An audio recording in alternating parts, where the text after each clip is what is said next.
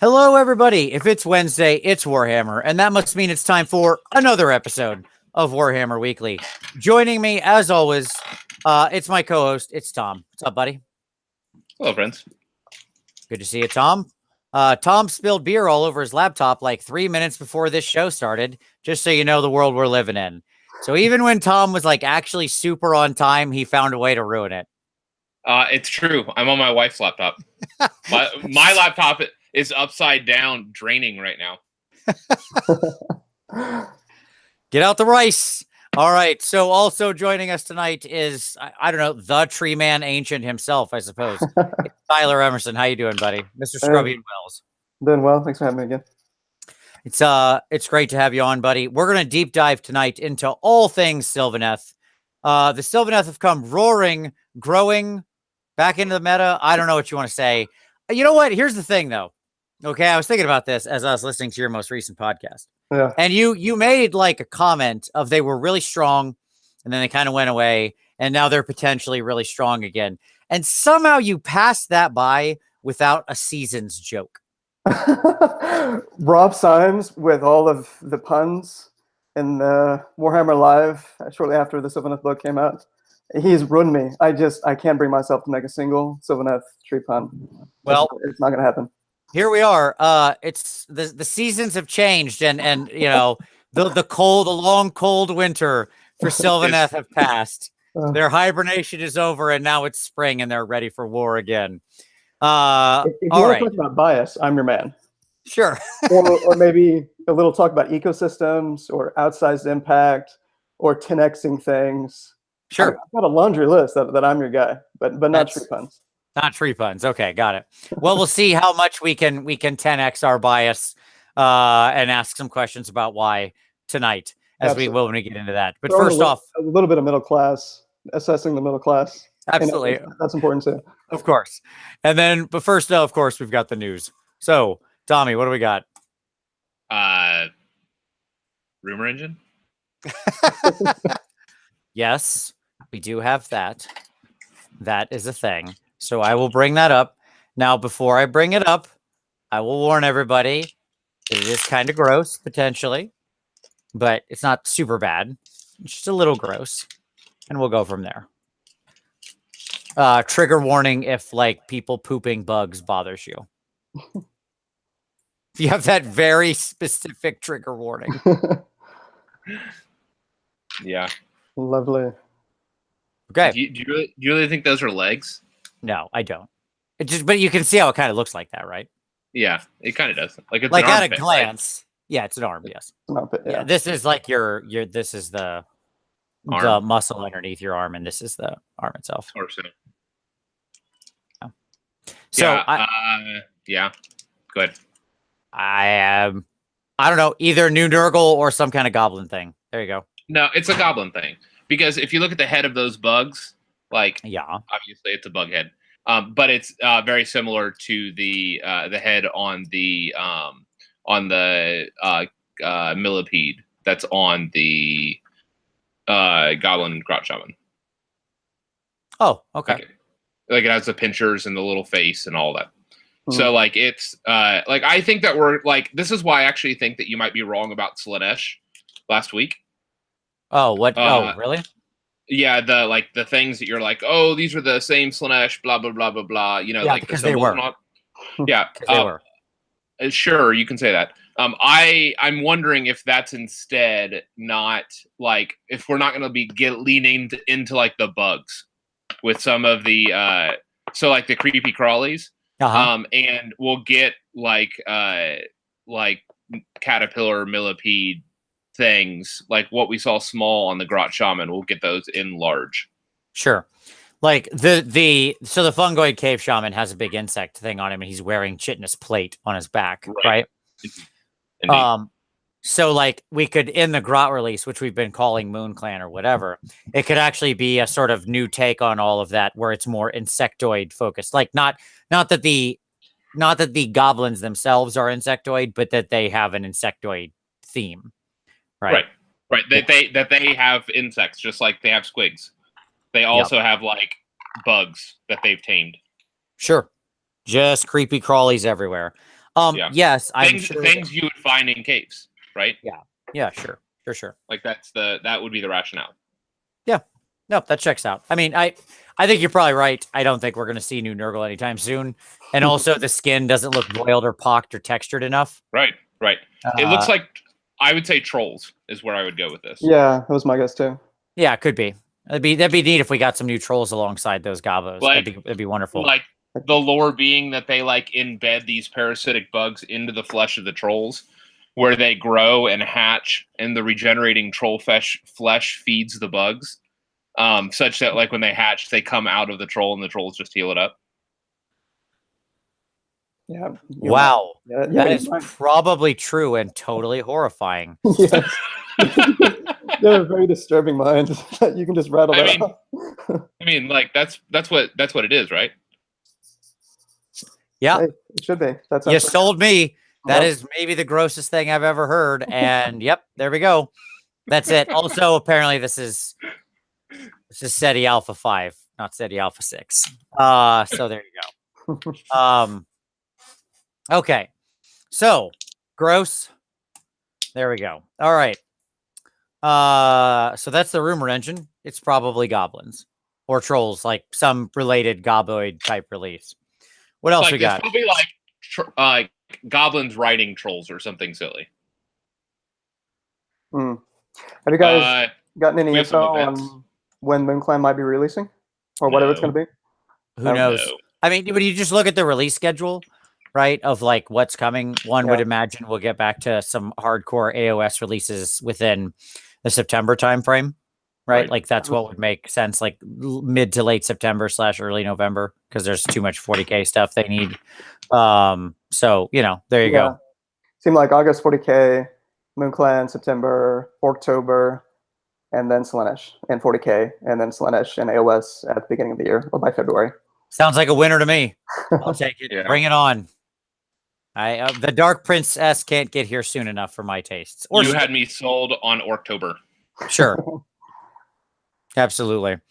But I mean, that's sort of how, like, if you think about all the things they have to play out and what we know is coming, because there's still like the Rogue Trader or whatever expansion for Kill Team that's got to fit in there somewhere.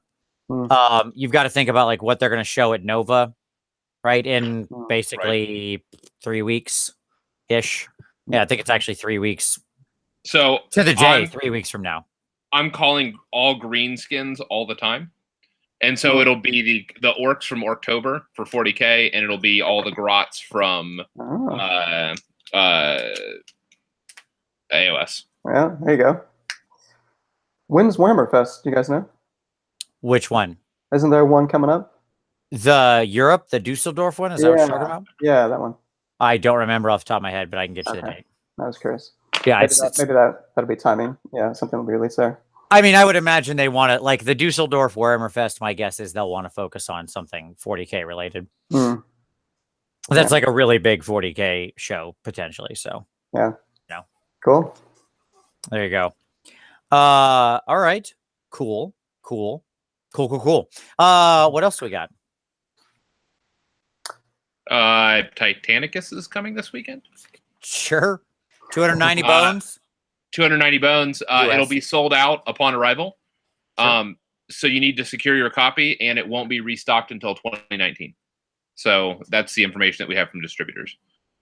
Which means that if you want a copy of it, you need to get one this weekend, or you need to put one on order, put one on pre-order, reserve one at your local shop, because they will not be around. So get past the sticker shock, the $500 Australian cost. You could buy a Smog in the US for the cost of this game. I mean, you get a lot in the box. Whatever. It's fine. Yeah. So anyways, it is what it is. That's what's coming. It's happening. Make it happen, folks. Sure. I mean, I have no interest in it whatsoever, despite my love of Night Titans. I don't like tiny knights. I don't want different scale knights. I want big knights. They're so cute. Fine. They are pretty adorable. I don't disagree. I want big knights. I am not ordering any either, but they are pretty adorable. Like, I look at them and I'm like, oh. Sure, they're cute. It's just not my thing. But that's fine. So yeah, events. We have some events coming up. So we have Dragonfall coming up here in October. So 2 months away. It's in the mid. Alex, who runs Adepticon, has a hand in the Dragonfall, which is like a fall, like October 21st to 23rd or something like that. It'll be in the Chicago area. October 19th through October 21st. It was 2 days off. And that's a like a bring 5 pieces of terrain event, which I was asked if I was coming and bringing 5 Dreadforts. And I'm not gonna lie, I was like, that'd be a lot of fun. I'd really like to just roll up to each table and just set out like, okay, so this is where the wall is. Here's where the inner keep is. You can come attack me. Sure. That seems like a good plan. I think you should absolutely do that, Tom. No, No, I'm not, because 2 weeks later I have to be at Holy Havoc with you. Sure. What else? What other events are coming up, guys? I know that you all know of some stuff coming. Yeah. Siege World, August 25th, 26th. So 2,000 points on Saturday and 1,000 points on Sunday. So that's in St. Louis, Missouri. And then ClawCon, also Missouri, October 6th through 7th. And that's going to be 5 games, 2,000 points, ClawCon. And then we also had Brew City Brawl 2 get announced, May 17th through the 19th. So Brendan and company again, guys from Milwaukee. May 17th, 19th. So put it on your calendar. Did you guys go to that this year? Or when was it? Yeah. No, did not. It's too far. Yeah. Like the northern border of Illinois is where I cut it off. Okay. That's it. That's where I turn into a pumpkin if I go past that. So can't have it. Can't handle it. All those Wisconsinites up there. There's a bunch of them. They're all good dudes, but they got to come down. Yeah. We got to meet in the middle somewhere. AoS theme song, meet in the middle. Absolutely. Indeed. Yeah, and I mean, most notably, also, while we're talking about things that are coming up, we should mention things that happened recently, because obviously we just came off a big tournament. Bobo. Well, no, Blackout. Like we had Blackout. This last week. Sorry. Yeah, not Bobo. Blackout. And so Blackout's run by Chris Tomlin, right? And so obviously we should give a shout out to Ben Johnson, who took first place of this night hunt. I'm not going to say that running a brand new army that he's probably played for several months and using realm rules that he's probably used for several months might not have might not have influenced his ability to be very successful, but he's also a good player, good dude. So congratulations to him. That's awesome. He ran a big ghosty army. Can't get a break. How are you going to shit all over his win? I'm not. I mean, I said I'm not going to say that. Hey, everybody else is. You just did. I said I'm not going to say that. So I don't know what you're talking about. Good job, Ben. That's what I'll say. Absolutely. First is first. A trophy is a trophy. Hey, just like Relian taking killing everything with Nagash. Sure. Good job, guys. Absolutely. No, I'm not trying to diminish it at all. I'm just joshing. The reality is it's still like he played good games. He won his 5 games. Yeah. He earned it. There you go. It's that easy. That's to 80 Mac and somebody else. I'm forgetting who also went 5-0 at that tournament. Yeah, Simon Froley. Okay, Simon. Yeah, Daughters of Cain, I think. Correct. Nice. Yeah. Yep. So, and what I liked about so just very quickly, I mean, obviously we're not going to deep dive into this. Rob, the Honest Wargamer, did a whole breakdown of the tournament. You can go listen to his episode if you want a more deep dive. But what I like is when you look at the top 10, it's 9 different armies. Yeah. Right. So I thought that was pretty great. Lots of people experimenting with different forces. It's still very early on in the meta, so it's not the kind of thing where we can make decisions about what's like really good or really bad, or say like, oh, this means that's it. That means Night Haunt are really good. Like, no, like that's probably a bit too much of an assumption off of, one tournament. But I was glad to see so many different forces show up. Night Haunt are pretty damn good. No, I'm not saying they're not. I'm just saying like, you can't say like they're bent or something like that. No, not at all. Yeah. Yeah. No. I love the design of Night Haunt. Like, I think that book is really well balanced internally. I agree. I actually think it's It's interesting because we're going to be talking about a book today that's had its ebbs and flows, despite the fact it was basically, one of the first real full books for, the sort of the real version of AoS-ish, AoS 2-ish, whatever you want to call it, like the actual first, like, this is how battle tomes work now, that set the template, right? And it's managed to more or less hold. Now, things and assumptions it makes have changed. Like, obviously, the way it deals with battalions have now vastly changed in new format. And I would certainly expect that if a new Sylvaneth book ever came out, I would see those change too. Yeah, Sylvaneth players get used to playing without 1-drops. Yeah, I mean, it's gonna be one of those things where it probably goes away when that happens. Probably. But nonetheless, it's interesting that it has been, stable and enduring, right? And that it shows just how much things like points can matter. Right, that you can fix most adjustments through, like, once the book is there, the rules didn't really change that much, right? Yeah. What basically changed were points, and the army moved around accordingly. So, I think that it's a good lesson that a lot of adjustments can be done through that tool, right? That we don't need to do major scroll rewrites. This is something I think you talked about on your recent podcast, right? Is that in a lot of cases we probably can handle adjustments through points. It's not usually, not always, it's not usually the case that we don't need to do, like, oh, this thing's broken, we've got to take it back to formula and rewrite the whole book. Right, whoa, absolutely. Yeah. Whoa.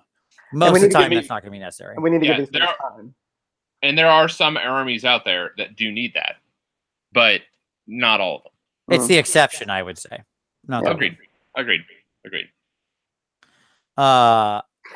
Okay. And Nagash, and like in that episode, we were talking a lot about Nagash and Legions of Nagash. Brian with the Just Playing podcast, he was the top Nagash, and he finished 12th. Went 4-1. They had a lot of 4-1 lists at Blackout. Now again, it's one data point, it's one event. Data point, another buzzword. So it's hard to say, but yeah, I think you got to give these things time. Meta has to be able to respond, and don't go crazy over Nagash right now. Let's give it some time. Sure. Yeah, absolutely. I mean, obviously we can all, I think, blame Detroit for blowing up Nagash and making it a big story. So, as usual, thanks Detroit. It's all Detroit's fault, as per usual. Yep. So, if it wasn't for that, it would have just been the old Lord of Death, hustling away as he's been doing for years with his Nagash, just doing the good God of Death's work. But here we are. To be fair, Sean's been playing Death for a while. Like, Sean took you guys can't even say that. But yeah. Thanks, Detroit. We'll just leave it at that. Absolutely. So obviously also this last weekend, so congrats to all the winners there and everybody who did that. It's really great. Congrats to I want to give a special shout out to Kieran Harper, who in this list, you look at it, there was 92 players, and you think, well, 24th. Come on now. That's still pretty good. That's top third. Shout out highest ranking Iron Jaws player. Go, buddy. You go, buddy. That's right. That's what I wanted to see. So good job bringing the wah. I was happy to see it. So there you go. Also, this last weekend was obviously Gen Con. That was a lot of fun. Yeah. Did you do anything at Gen Con this weekend, Vince? Yeah, man. Anything? Probably not. I'll tell you, I was kind of sad because I didn't get to catch up with anybody who was at like the AoS one day because of like between teaching and a bunch of other stuff going on, which was a real shame. But so I'm sorry if I missed you and you were there. Way to not be a hero of the community, Vince. Look, yeah, that's what happened. I'm sorry. I was teaching people how to paint. Yeah, man, a lot of stuff happened in Gen Con. It was a really good time. I had a great convention. I was there for all 4 days. It was wonderful. Picked up some fun stuff to play with. One of the things I'm going to show during when we talk about hobby time. But another thing I picked up was this, which I am very keen to start playing with, which I haven't yet. So this is all the Metalsmith paints from Badger, which are fascinating. Nice. Huh. They don't Tom, you would hate these. I'm sure I would. So, like, just as a quick note on these, does it take work? well, I don't know anything. I haven't even opened the bottles yet, but I read the instructions. Now, that should be a statement right in itself. Okay? This is paint. I have it surrounding me on the walls, hundreds and hundreds of bottles, but I was behooved to read instructions about how to use this paint before I cracked into this, because it's a system where it's not a straight out of the bottle system. You have to mix like one part of this with two parts of this with one part of this. And depending on how you mix things, you get very different effects. Okay. So, there's a full product review coming on that.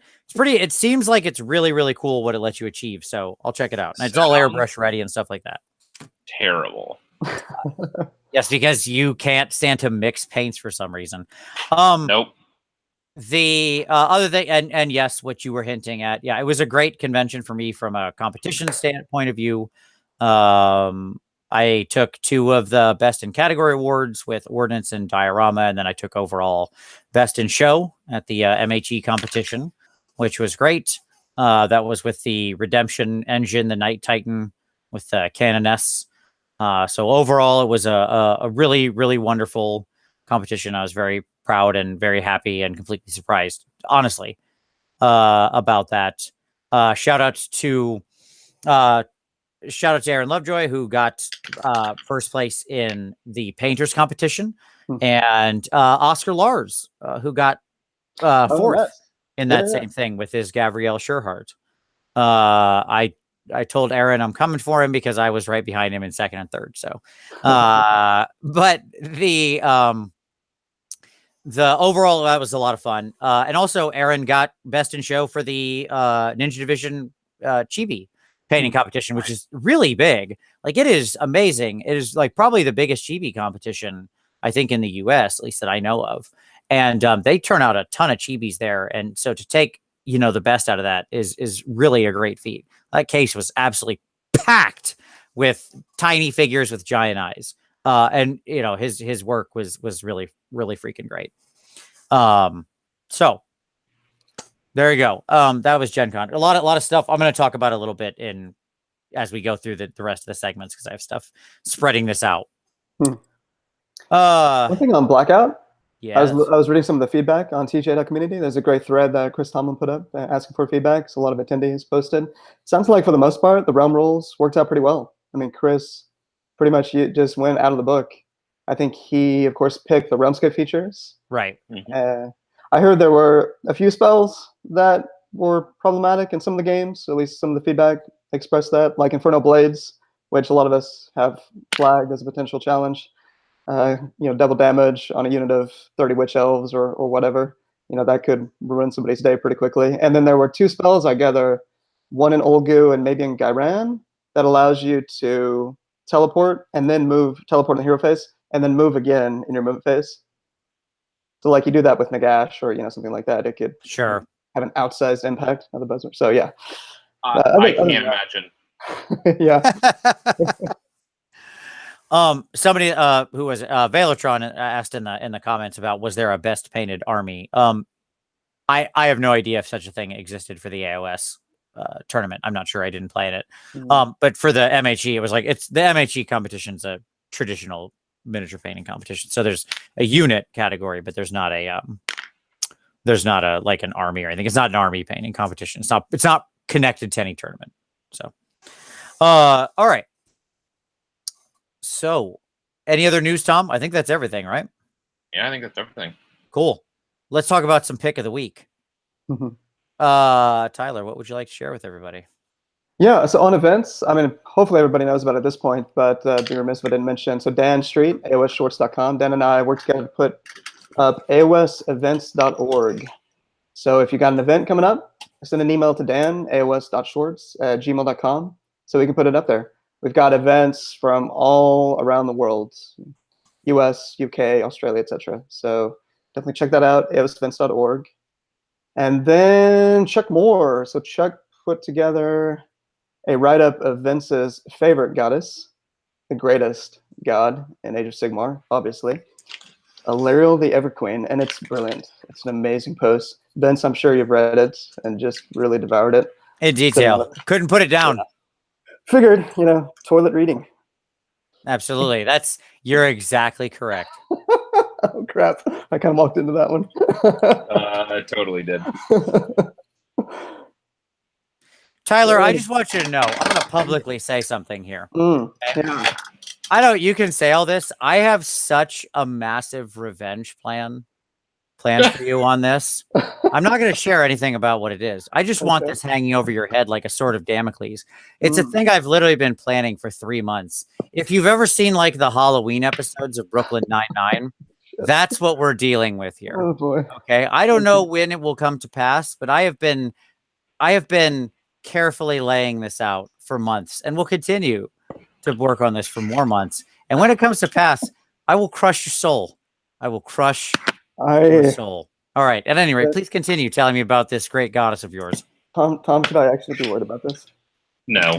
It's okay, I didn't think so. Yeah, yeah. I mean, let's get serious. Let's get real here. This is the guy who prays to Archeon, who can't even kill a few sequitors. That could sequitors couldn't cause a wound. I don't know what you're talking about. Killing wasn't even on the menu. Oh man, we were just looking to wound one. Woo. Yeah, they were just. Yeah, he was just looking to make a dent. Yeah. So anyway, yes. check out that article, therealmgate.blogspot.com. It's fantastic. Another one of Vince's favorites. I think is coming up soon on Techless. So you want to make sure to check that one out as well, buddy. You open up the blog, it's just he's a terrible guy. Next. One sentence article. I don't know what you're talking about. All right. No, those are both good. I'll link both of those down below. That's awesome. Okay.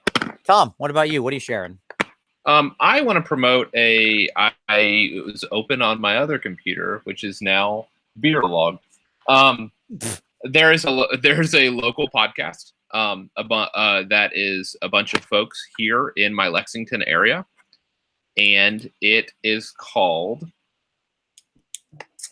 I've completely forgot. That's fantastic. I am an awesome friend. I don't know. It's called. You had yourself all ready on your other laptop, then you ruined it. Way to go! And then I ruined quality. It. I was a good friend, and then I'm not a good friend. Well, I'll tell you what, Tom. No, it's called the Geeks Boutique podcast. There you go. Okay. And I want y'all to check it out. It's a local gig where they cover a lot of like the Lexington and Kentucky area stuff, and they've done a handful of episodes, and it's awesome to see folks diving into the hobby like that. Nice. So it is wider than just Warhammer. In fact, they only mention like some gaming. It's like all nerd culture stuff. So it's like movies. They talk about trailers. They do the whole gig, like Renaissance Festival, and like just a whole big geeky like wide range of topics. So yeah, I'd encourage y'all to check it out. Nice.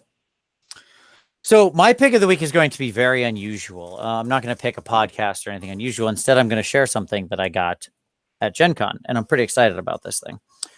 So one of the things at Gen Con that they have is they have like art.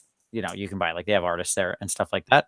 And I've went for years, and every year I look at the art, and I've never found anything that motivated me to make a purchase until I saw this. So I'm going to share this, and I'll give you the artist name and all that, and I'll put his site down below because there's a whole line of these. So here is the art. Oh. Okay. Look at this little dude. Look at this little dude. Look at him. He's fantastic. Bathed in his cuteness. Oh my God. Yeah. It is unbelievable, how unbelievably adorable. He has a whole line of things like this, little like fantasy characters, little fantasy animal characters with giant heads. He has dogs and cats and mices, and there's a little phrenic fox or whatever is what he is. Oh. He's a little phrenic fox sorcerer. So this is a gentleman named Melvin Chan who does this art. He has a whole series of it. It's very original. It's beautiful. It's very bright colors. It's a wonderful, wonderful thing. So yeah, it's a little phrenic fox. You can see his little tail there. That's how you know he's a fox, not a mouse or anything. So I'll link his site down there. He has he has a whole series of these. You can buy prints from him. They're very reasonably priced. I'm gonna frame this guy up, and he's gonna join my wall with all the rest of my art. I'm very excited about him. I thought he was adorable, adorable.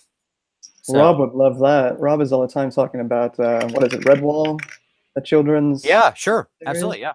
Yeah, reminds me of that. That's very cute. Absolutely. So there's a whole line of the cat. If you're into cats, there's a cat Paladin that's amazing. He has like a giant head and he's very serene. It's pretty great. So, anyways, check it out. I'll link his site down below because I thought his art was wonderful, and I'm always about sharing artists of any stripe, even even though it's slightly outside of our normal miniature painting world. I thought it was cool. So let's move on to some hobby time, gentlemen. Tyler, what have you been working on? What have you been adding to your list? What have you been sending off to the painter? Right, exactly. It was hilarious listening to the latest Rolling Bad episode where they've been giving stuff away, and my name came up winning a starting paint set that is going to be absolutely wasted on my hopeless soul when it comes to painting. So maybe that would be I've had a lot of excuses over the past 3 years on why I should have started painting by now. Maybe that would be the excuse that actually works. Probably not. This could be the thing that opens the door, man. I think so. Well, you do know people who paint. As they keep telling me, yeah. Yes, indeed. But yeah, no, I've got Night of Zeros. That's one of the gems, my friends. You're looking at Sylvaneth, Night of Zeros. That's all you need to know.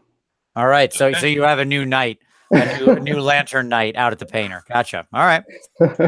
Are you adding a couple little packs of Spite Revenants in anticipation of Redwood? Yeah, unlike pretty much everybody else, I've been trying. Well, I'm doing my best to resist. I did buy $4 sets from Element Games to ship off. Yeah, you did. But they're not painted yet. Tyler, why 4? That's such a strange number. I wonder. Yeah, very odd. Yeah, but no, all the toys are coming. Yeah, Loriel, Drycha, more Dryads, Tree Revs, swords. Oh, swords.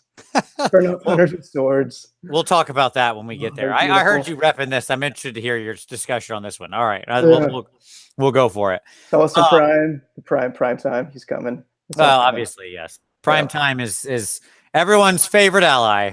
Oh yeah. Prime time.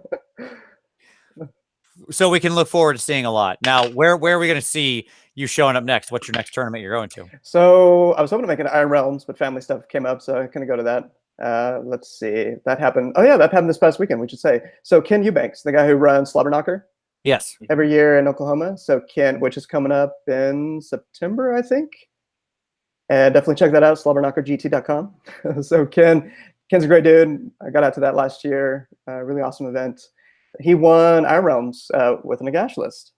And I think Joe Cryer did really well. I think Joe might have gone 4-1 with his Zinch. Joe had a fascinating Zinch list, but I'm getting tangent after tangent here. But Joe's list. Hey, everybody who turned in for a Tyler episode knows what they're going to get. Yeah, Joe had pretty much all the endless spells, and he did really well with it. I mean, it was a fascinating Zinch list. Yeah, I can't imagine where he might.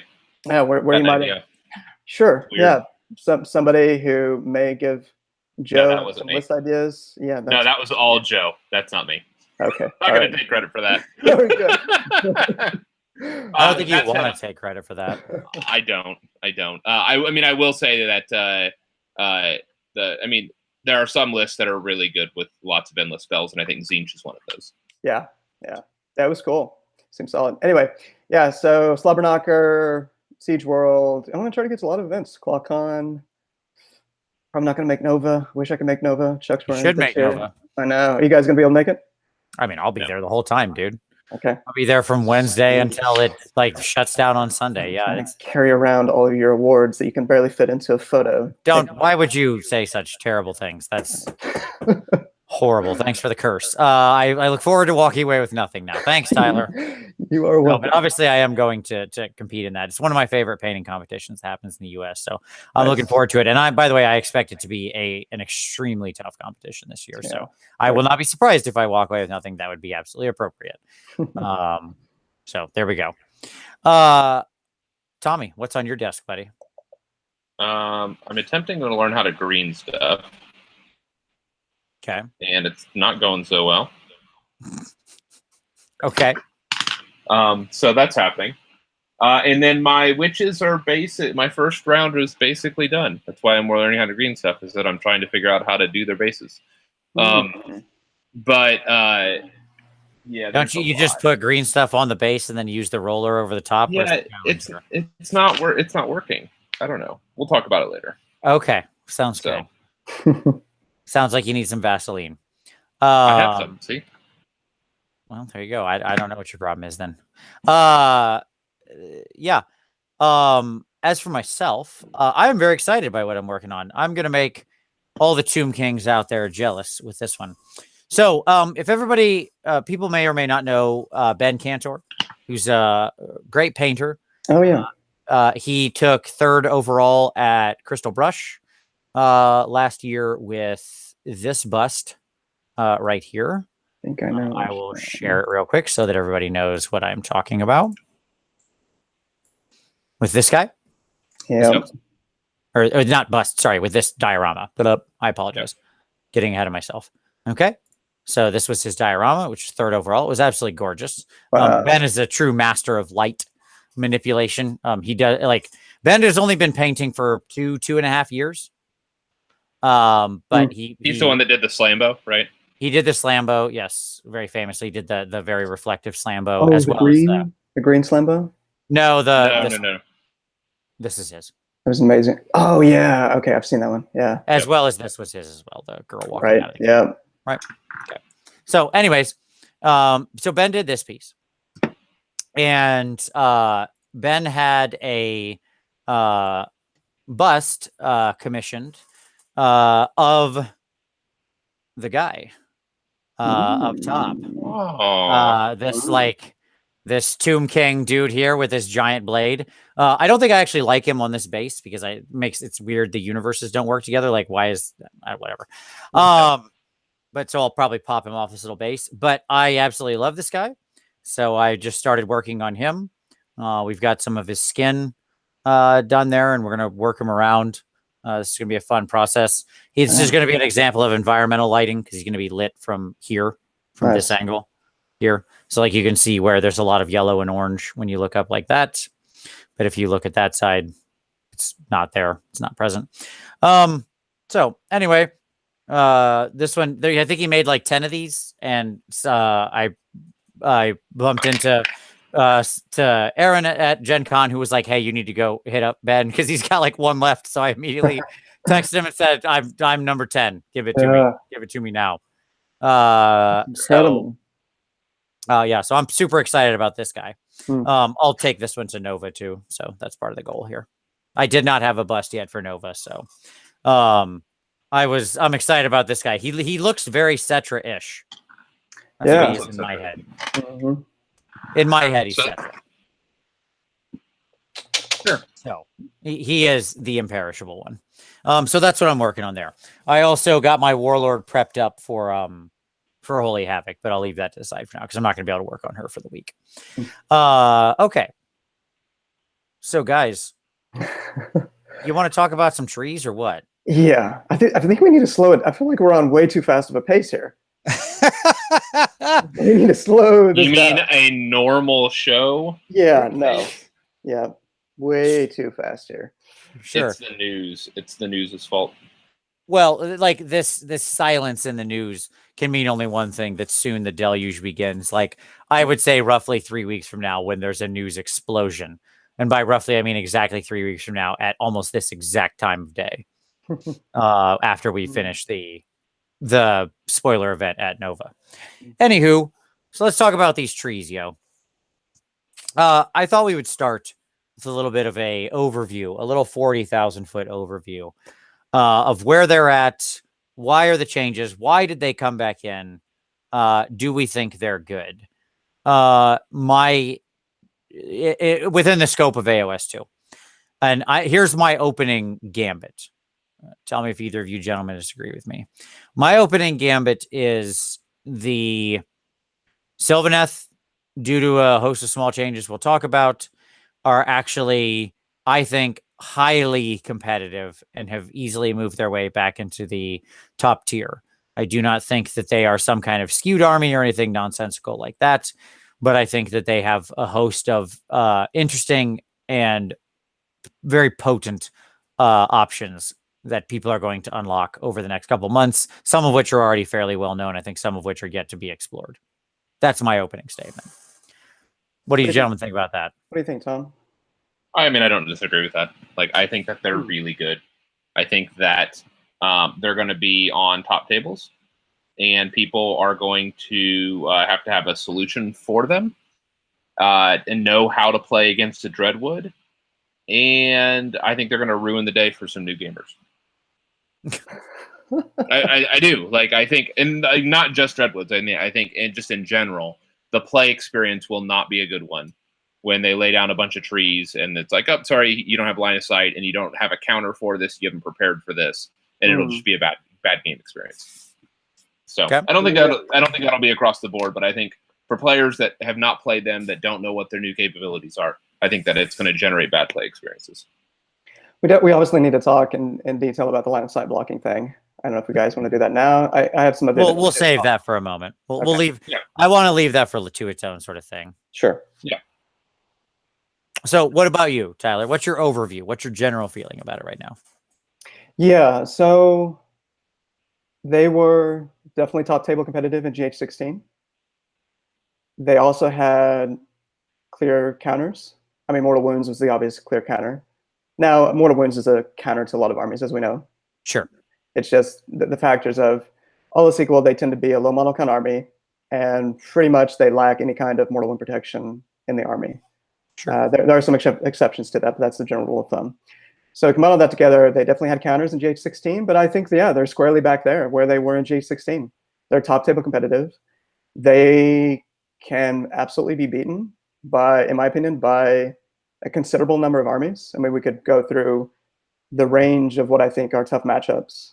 We're going to get there. Yeah. That is part 4 on my agenda, yes. They're not, like, in my opinion, they're not, they're definitively not a skewed army. So if we have that skew category historically with Change Host, Vanguard Wing, etc., they're definitely not in there. There are a number of matchups that are difficult, armies that are at the top tier that can beat them, that can be competitive against them. You have to know how to play Sylvaneth really well. You have to be extremely familiar with them to play them well. It's easy to make mistakes that will cost you, all of that. But yeah, they're back where they were. Yeah, no, I agree with all that. I think they're also like both to play against and to play. I think they have they require a nuance and a finesse to both play against and to actually actively pilot.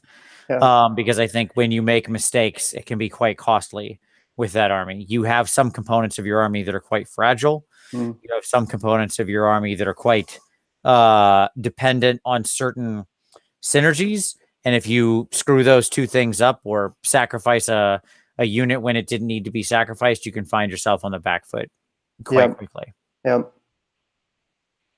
Yep. And I do want to comment on something that Jacob said real quick in the comments. When we talk about skew lists like Vanguard Wing or Change Host or something like that, he said, those aren't auto win lists. I agree. Nothing is 100%. It doesn't need to be 100% to be a skew list, right? Yeah. If something puts an 80% victory rate out, all else being equal, that's skewed, right? In other words, you have 2 players, everything else, dice roll out roughly the same, right? All of that happens, yet this list wins 4 out of 5 times. That's a skew list. Yeah. Like skew lists can be beaten. Yeah. Right. It's not like 100% isn't the bar for a broken skew list. Right. Yeah. Like most would say that KO were a skew list, despite the fact that they didn't have a 100% win ratio. In fact, they never won a tournament in the entire season last year. of they never won a first place tournament the entire run of the GHB 2017. Yeah. Well, again, like that, I've always said I'm not sure about that claim. Like you've got to restrict that. What you mean is clearly like a GT of a certain size. But yeah, sure. like a major GT. Because I'm quite positive KO won plenty of tournaments. Like, you know what I mean? Like construed at some level. But that's not what you're meaning. At any rate, Right. not to get into the nuance of that. Yeah, and on the whole skew thing, I don't know of many, or hardly any list right now in the early days of AoS 2, GHB 18, that have the appearance of being in that skew category. So Brendan Melnick and I, we were talking about his particular flavor of a Legions of Nagash build, and some that you can run now with Nighthaunt allies, or not allies, with Nighthaunt units, like Relian ran at Midwest Meltdown, where you had multiple chain rasp board units combined with a big block of 40 skeletons. I mean, Brendan and I were trying to have a conversation where we're not necessarily saying it was in that skew tier, but it was the one that his list and lists like it were the one that showed some of the potential qualities. And that stood out relative to almost everything else that I've seen so far. Brendan has been kicking the hell out of people with his Legions of Nagash list for a while now.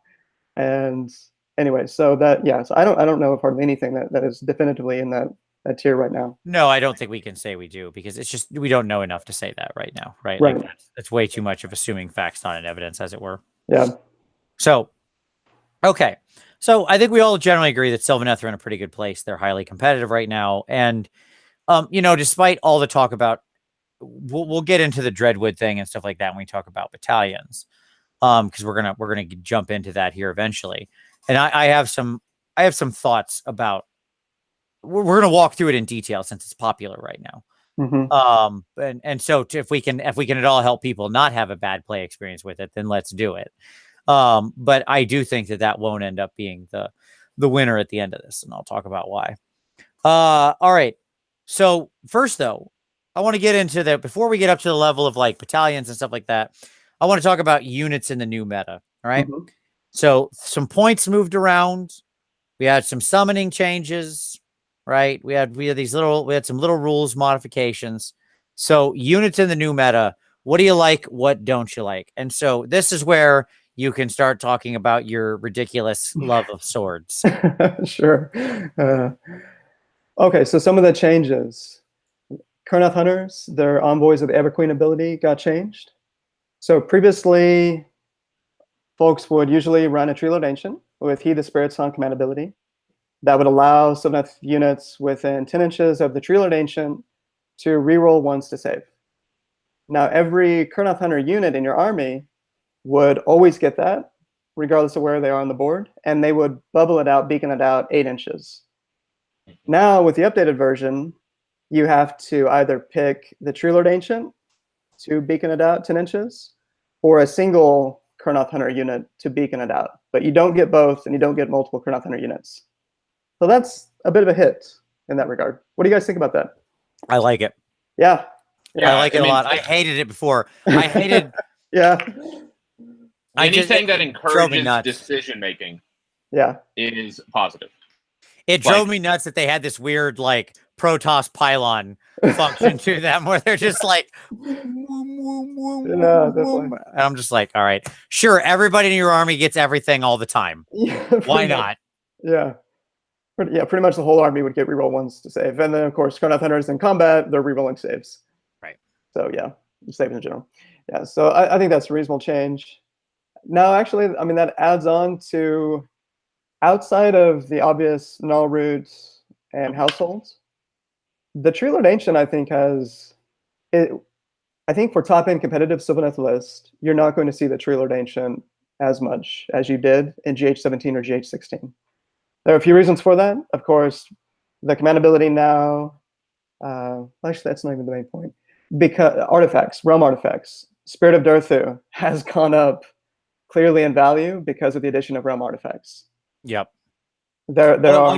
What's your realm artifact of choice for this guy? Right.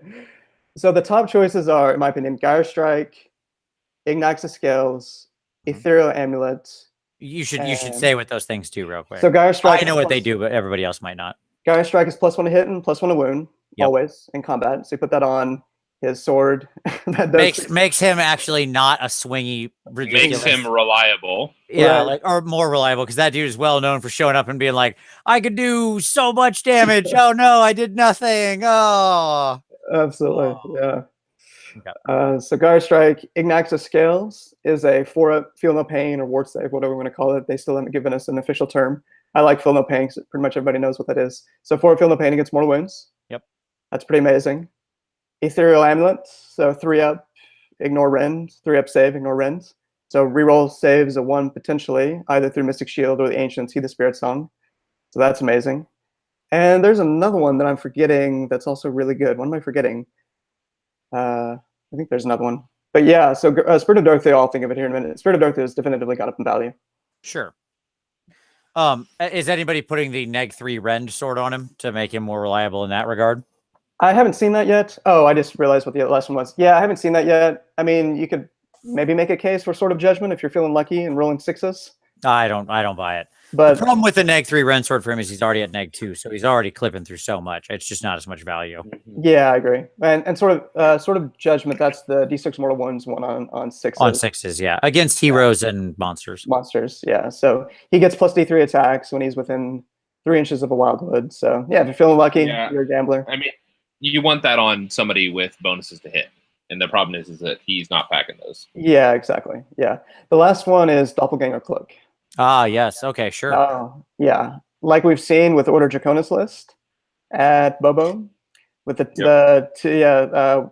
are the guys' names? Adam Kunis and another fellow, Pistol Pete, I think, who I think Pete finished top, I think he was 3rd. And then Adam lost his last game and dropped it down to like, I don't know, 12th or something. But yeah, they were rocking Quicksilver Potion on one Dragon Lord and Doppelganger Cloak on another. So they could swing first, essentially, with 3 Dragon Lords in Right. combat. So if you think about Doppelganger Cloak with Dreadwood, where you've got maybe 6 or 9 sides that are ambushing, Right. and then you're coming in with Dorothy as well, that's not a bad alpha strike. And then you've got maybe some pieces for a beta strike, a counter strike as well. Yeah, so I think those are the top choice. I'd probably go, I don't know, man. I don't have enough. I've only played a half dozen games. Sure. I think, I mean, what would you guys go with for Dorothy with those? I mean, it probably depends on The the depends build. on- Go ahead. +1 to hit and wound. Mm, It depends on the broader list is my answer. I would tend to Yeah. agree. I like that one of the best. Just because like it does what Reliably- he does better. It's already it's Right. that is to say, I'm generally not a fan of artifacts that go against type. mm. Like I don't like trying to I'm not a huge fan of like trying to cover a weakness. I'm more about making an individual piece perform to its optimal. You have other things to do those things, right? Mm. You don't need to try to make this guy kind of be okay at one thing when he's clearly trying to do another. And that dude is very much about like wreck and face, Yeah. right? So take the items that make him wreck more face. I think is generally would be, I think the strong choice. So Interesting. Agreed. so yeah, I mean there you go. Mm. Personal feeling, Yeah, fair enough. but none of those I think are terrible choices. Yeah. I think Ethereal Amulet's pretty interesting. Yeah, a way to make him You mean Thank you. arguably the best current artifact in there is Yeah, pretty I interesting. mean- Yeah, I would say so too. Yeah, I mean it's why it's on every Maw Crusher and Vampire Lord and Zombie Dragon. I mean, Spirit of Dearth is firmly within that category. Sure. So yeah. Have you got a 3-up? Would you like to keep that 3-up? Would you like to never have anything but that 3-up? Yeah. Well, we've got an item for you. Yeah, absolutely. sure. Okay. So there's Yeah, a- I mean, Why lot is of it other so games. good? because it is. You know, it's fine. I'm honestly not sure I would take it on my Mega Boss on Maw Crusher. I don't Mm. think I like it on him. Right, Like, because you want to kill things more. yeah, I mean, like I've traditionally taken Ironclad, and I don't mind burning the command trait. There's nothing else I really wanted out of the command trait. There's 100 other things I want out of my artifact on him, Hmm. if that makes sense. Like, I'll take the -1 Ren down the board and just call that close enough. Yeah, that's really good. Yeah. You know, like, yeah, sure, your -2 is still going to get me at a -1, but okay. Yeah. It's worth it if you're dead. But anyway, not what we're talking about. Yeah. We got a lot of other units. Other units, yeah. Like we don't have to cover every single one, but just the general ones you see as being of good or poor value, etc. I mean, I think Spy Revenants definitively went up in value, so they're now battle line, period. and they drop from 80 to 70, so that's really big in my opinion with a number of Sylvaneth builds. I mean, depending on the kind of list you're running, any opportunity to get an extra 10 points, much less 20 points, that could be the difference, getting another valuable piece in your list that you would otherwise not have if you didn't have those 2 units of Spy Revenants as battle line, and maybe 10 Dryads to round it out. So I think they're potentially still undervalued right now. I mean, I think they're a nice piece in general, Sylvaneth list. The ability to have a unit that can be within, I think it's either 3 inches or 8 inches. It triggers where enemy units have to roll 2 dice for battle shock test, and then they pick the highest. So that's a way of turning off the benefit that demons or whatever get, or undead get for the ones. So, and then they've got some other abilities. So yeah, I think Spy Revenants are really, really good. Tom, you got any? No, I mean, we should obviously. I agree with those. Yes. Sure. I would also point out that Spite Revenants have an actual value in, like, say, if Night Haunts are very dominant, because what you're looking for there is simply anything that throws massive dice at them, right? And Spite Revenants do have a high number of attacks. And really, all you want with you're never going to rend them, so who gives a crap about that, anyways, right? You just want something that makes volume of dice hit them, right? Yeah. I don't know that you'd ever take Spite Revenants in enough of a number to actually matter, but in a chaff on chaff battle, like if they have little tenors of chain rasps or something, I can see value there, right? So, that's quite a favorable matchup for the Spites. Yeah, absolutely. So yeah, as far as Kurnoth Hunters. Yeah, I mean, 6 eyes are still amazing in the game. I had refused to run 6 eyes, more just trying to be a special snowflake in GH16 and GH17 because everybody was running 6 eyes and it was obviously good. So I would always run the MSU and would get a lot of value and would sing the praises to high heavens. But I think even more now than ever in GH18 and in AoS2, I do see the value of running 6 eyes with that single activation. I mean, there are so many armies that are running these big units with, you really want that single activation. You can get them in cover. 3-up re-rolling, and they're incredible. Knight of Zeros, I know that's an ally. We should talk about allies. There are a ton of them. I think a lot of really, really good options in allies that people are not really looking at quite yet, at least most folks. But yeah, Zeros, we can get into that a little bit later, why he's so good in my opinion, or potentially so good. I haven't tried him out yet. What else? Swords. Yeah, swords are just ridiculously good. I mean, So talk to me. Let's talk about swords for a minute. Certainly the most rarely seen of the kits on the Kurnoths, right? Yep. Bows have an obvious use. They're a ranged weapon. So we can argue how good ranged weapons are at all. Is there even a point to having ranged attacks in your army anymore? I'm not sure about the answer to that. We should talk about bows too. They're really? I mean, I still think it's valuable being able to snipe off, pick off those hags and stuff like that. We'll see.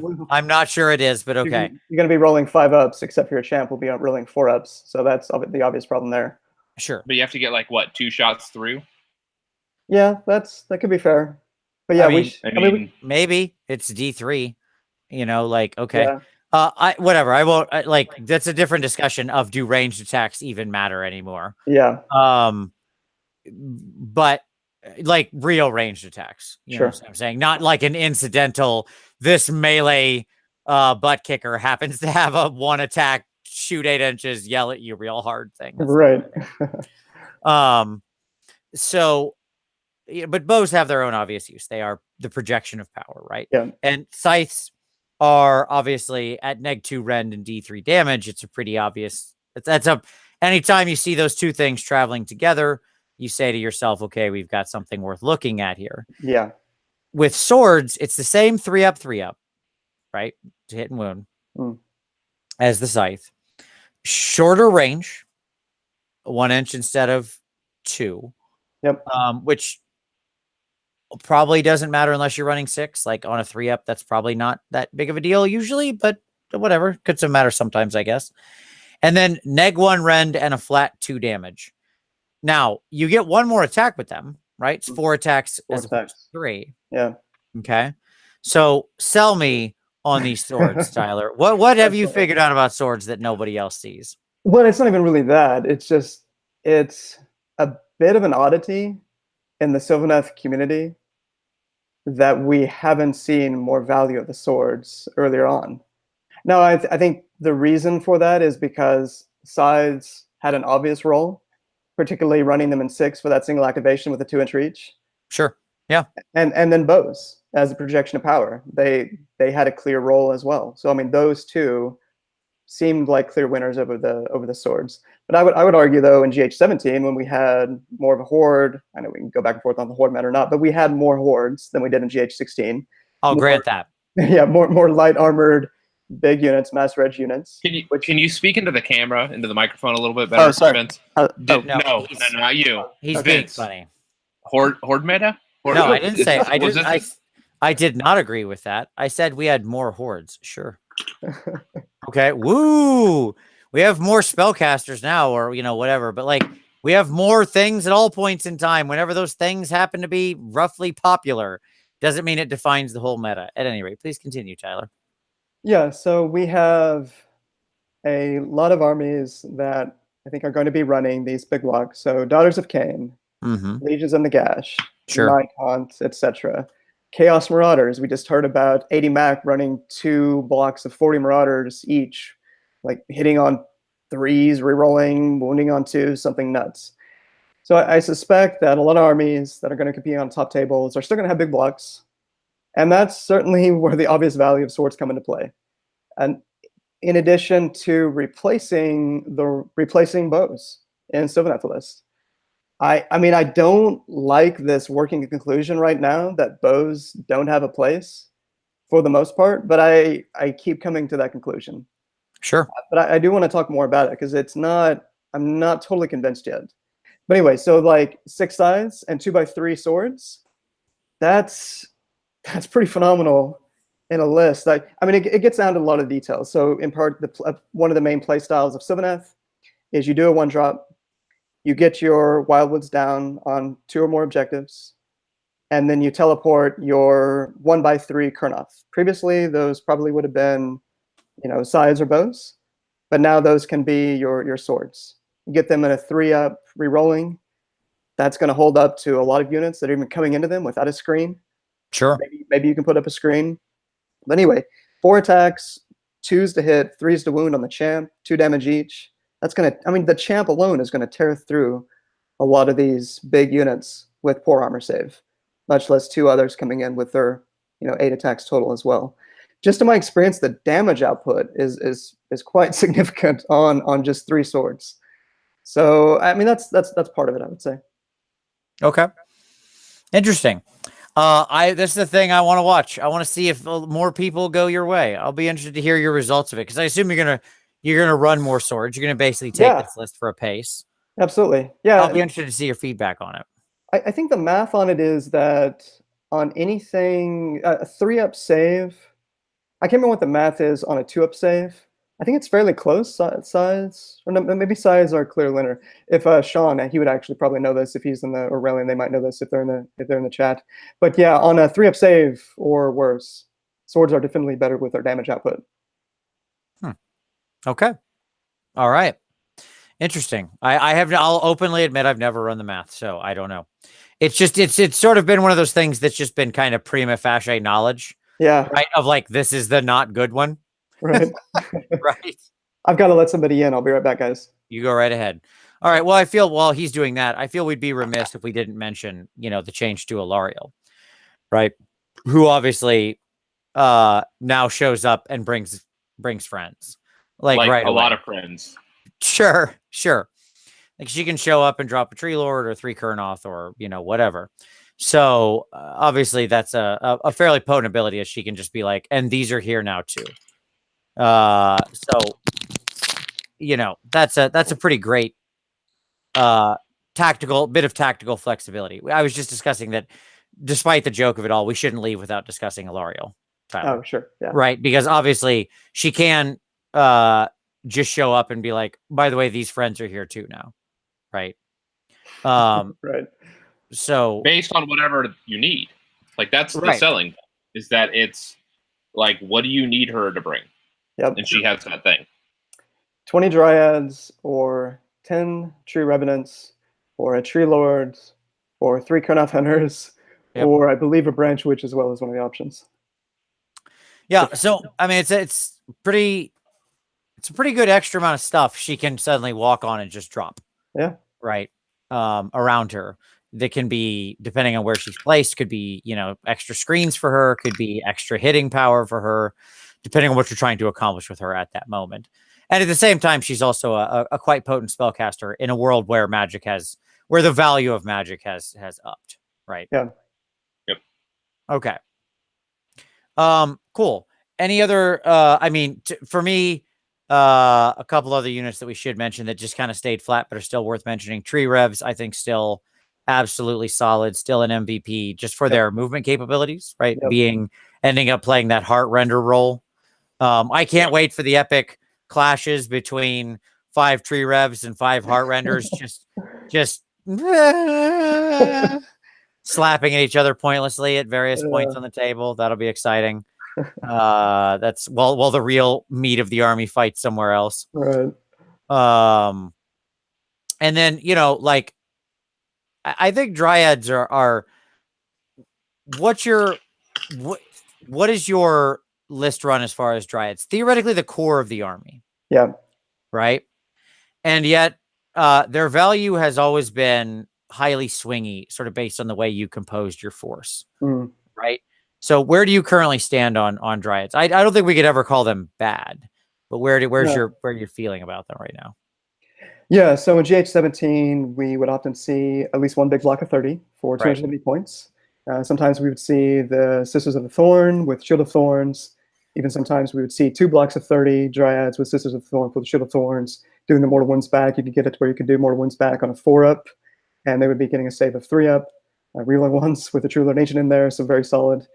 I think they have gone down in value a little bit. I don't think we're going to see as many. I haven't really looked closely at Winterly Foregrow, for example. There certainly are certain battalions that are competitively viable that do run a lot of Dryads. And I mean, that's never been my play style.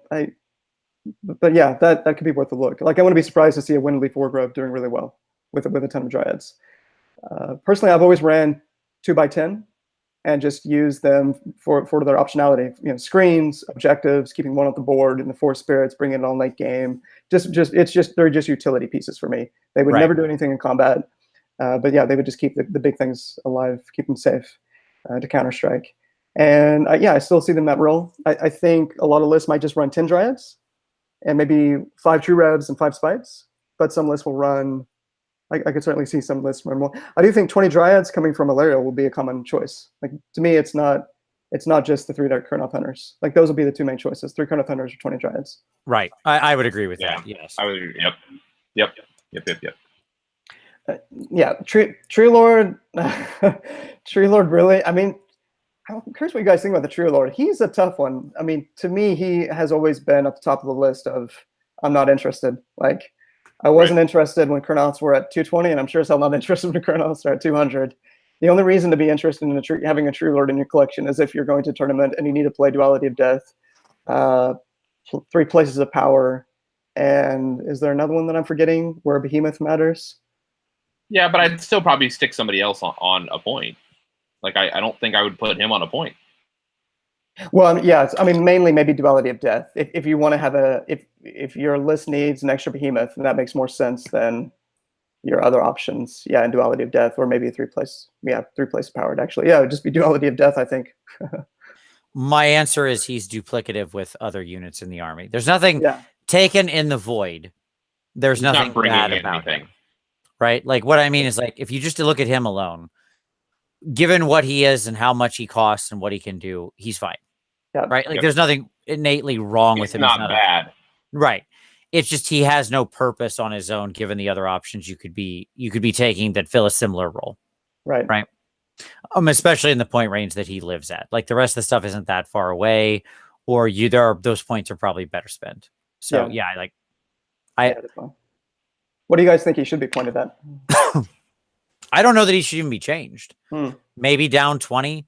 I don't know that it matters, right? Like my point is like, Right. I'm not sure that there's already a lot of tension in the army around most of the units being pretty highly competitive. I'm Yeah. not sure that the bar should be, let's make sure that everything is always a good choice all the time. Sure. I could see him down 20 maybe, but like, okay. Yeah. I'm still not Yeah. sure I take him. Right. Yeah, I mean, Because ultimately, again, it's a utility call. It's a function issue. Yeah. Like, it has nothing to do with points. Like, So unless either he you was like skew him- super undercosted. Right. Either you skew him so much that he just becomes a bent choice, right? Yeah. Because he's down at like 140. Or something. So like I'm picking something like absolutely lunatic. You know what I mean? Right. Where you'd be like, well, of course I'm going to take some of this guy. Right. You know what I mean? But the reality is this guy isn't a giant. You know what I mean? He's not garbage like that. Yeah. No.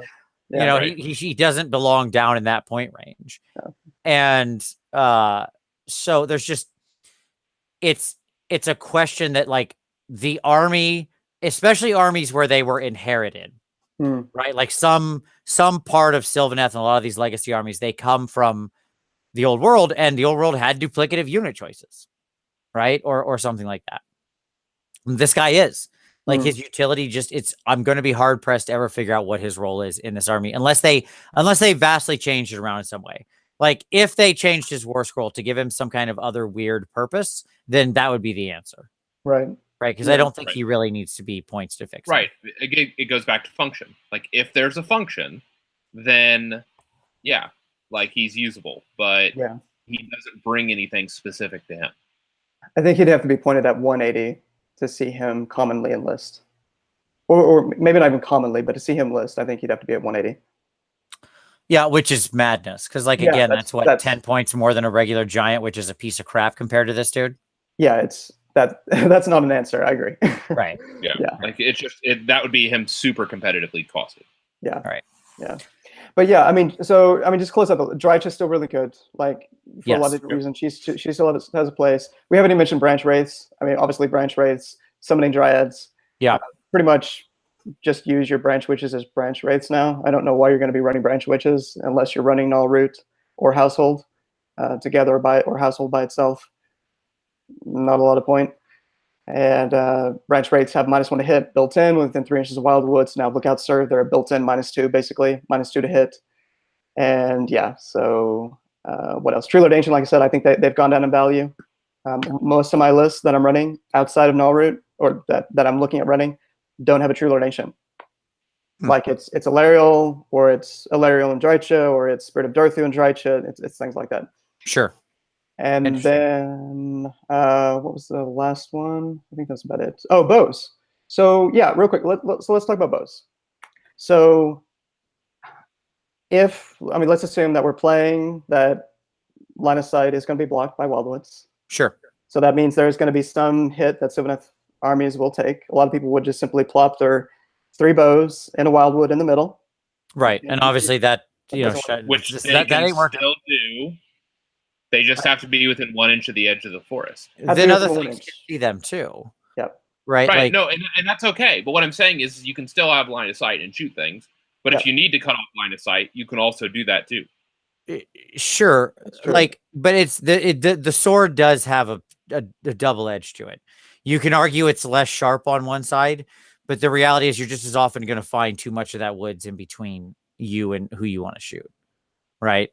Especially in situations where you can't get them into the woods for whatever reason because somebody else is too close to the woods for you to teleport them in there or something like that, right? And they're hedging you out of your own woods because of clearing it or because of 10 other reasons.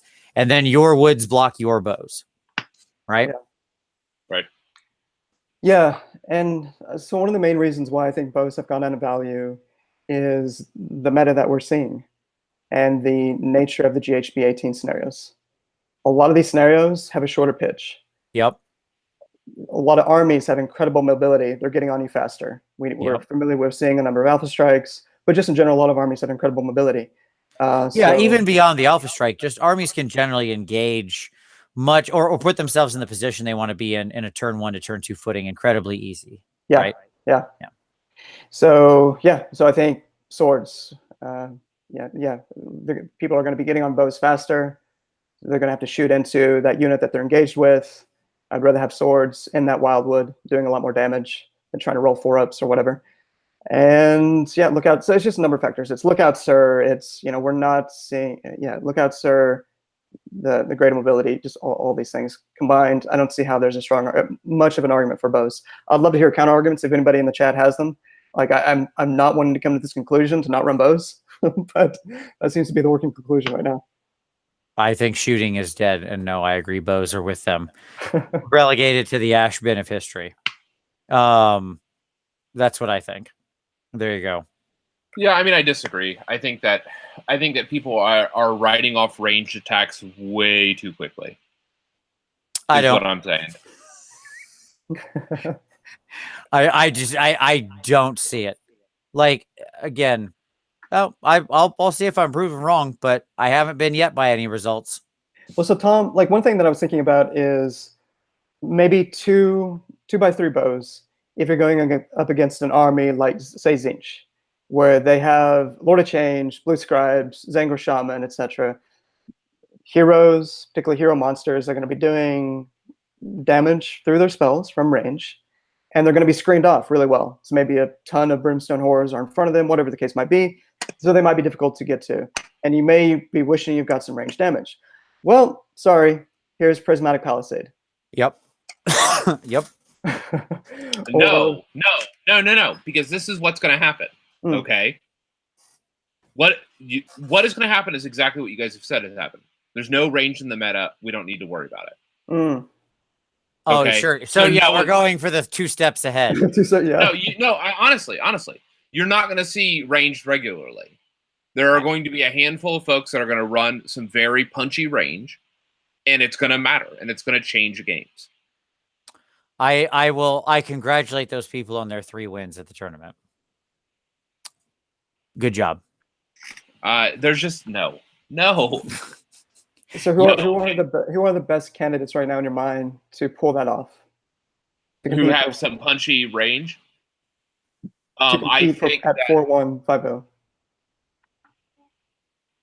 You're just saying in general? Yeah. Like who? Stormcast, Mix Order. I think Nurgle, Daughters. Obviously Legions in the Gosh, Night Haunt. What do you mean? No. He's asking who are the shooting armies? Who are the heavy shooting? Who are these competitive shooting armies? Yeah. I think you're going to see it through Mixed Order. I think you're going to see it.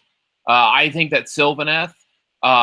I think the right way to go would be something like 1 set of bows and then bring a second one in if you need. So suddenly you're at 6 bows. Right. I was looking at that on the list. Yeah. Yep. I think that I don't think that KO are going to be successful, but I think that people splashing KO are going to be successful. I think that yeah, that's what I would say. Okay. So mixed order, and mixed order's always been a problem. And I think that Sylvaneth are one of the handful of armies that can have good, effective shooting. They can, if they need it. And what I would say is that what that looks like is bringing in an extra set of hunters, or running 6 and bringing in a 3rd for 9. Jacob, I don't think Free Guild counts in that lineup, simply because their range is too short. And also they're gonna just die, and they're not very good. Yeah, and they're potentially going to be facing Sylvaneth in a tournament with line of sight blocking woods that are going first and getting the woods out in front, and have fun, Free Guild. Free peoples, other than Hellstorm rocket batteries and anything else that I'm forgetting, like mortars that may not need line of sight. But Hellstorm rocket batteries, they're gonna roll like just die instantly to any of 10 armies that can like poop D3 mortal wounds around the board. Sure, kill their crew. Yeah. Look, and that's not me trying to be negative or be down. I legitimately don't see it. I'm happy to be proven wrong. I don't. It's not me wanting to see a portion of the game evaporate. Yeah. Okay. I still like 2 Saturdays ago before I went to Gen Con, I ran an all-shooting free guild army with freaking 3 steam tanks in it and had a grand old time. I wouldn't like it was a great fun game. I blew stupid Prince Vorderai off the table before he ever got to anybody. Nice. I shot him right in his dumb head with like 18 cannons. But you know, like all right, I'll give you an exact story from that game. Here you go. Vorderai came forward and put himself out there. Okay. Sure. I had an entire shooting army. Everything in my army shot. And he was basically in range of most of it. Yep. Okay. So that's, and everything was bonus to hit between the Lordinator and the Free Guild General. Okay. And what, Rend -1 on everything? Sure. Everything's Ren 1, right? And this is Vorderai, right? So he's not like he doesn't have like an ethereal amulet or anything, right? Sure. So it wasn't like a Velocita with the ethereal amulet. It could have been. And he could have got away cheaper. He just wanted to use the named guy. My opponent did. I shot my entire army at him. Okay. Now, he doesn't benefit from the -1. He's too big. Right? Right. Do you know when he died? When I charged him with one of the steam tanks and did the last 2 mortal wounds to him by charging him. That's what it took to put that guy in the ground on an army of shooting. Now, that's, you know, okay, great. Maybe you think, well, yeah, that's worth it, right? Because you just killed like a piece that would have ripped its way. Like if he had gotten into my army, it's game over. Right? Because he'll blow up everything. Like he'll slice a unit a turn up without blinking an eye. Yeah. Right? So, you know, my point is just at this point, I don't see it. A 30 block of Arcanaut company will put him in the ground from 24 inches. Disagree. You're out of your mind, but we're not going to talk about it. You overestimate those guys so badly. I don't even want to talk about it. Okay. So next up, okay. This isn't the shooting meta episode. I hope to be proven wrong. Absolutely. Same here. Yeah. Yeah. And I have been seeing some of the competitive Sylvaneth players running bows, like Annie Hughes running Dreadwood. And he's been doing exactly what you talked about, Tom. He's running 3 bows with a Loriel, and he summons 3 bows. Yep. And he's got Drycha, Loriel, and Prime are the hammers. So yeah, I would love to be wrong about this. I like the summoning aspect to it because you're not locked into it, right? Because there's certain armies that is just that 6 bows are just a whiff against. Yeah. Right. So but being stuck with 3, sure, okay, that's fine. Yeah. So I don't like that. Yeah,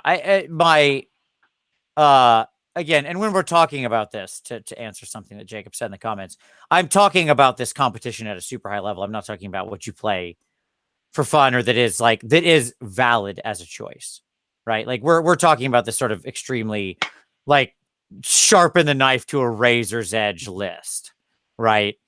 I don't play those lists. Most of the time I play lists I find fun, which are rarely do these 2 things meet, right?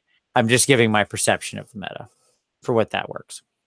So, okay. So that's units. Let's talk about some, you mentioned Drycha at the end. So you know what that means. It's time to talk about some Dreadwood. It's time to talk about scary woods. Scary wood. Okay. So,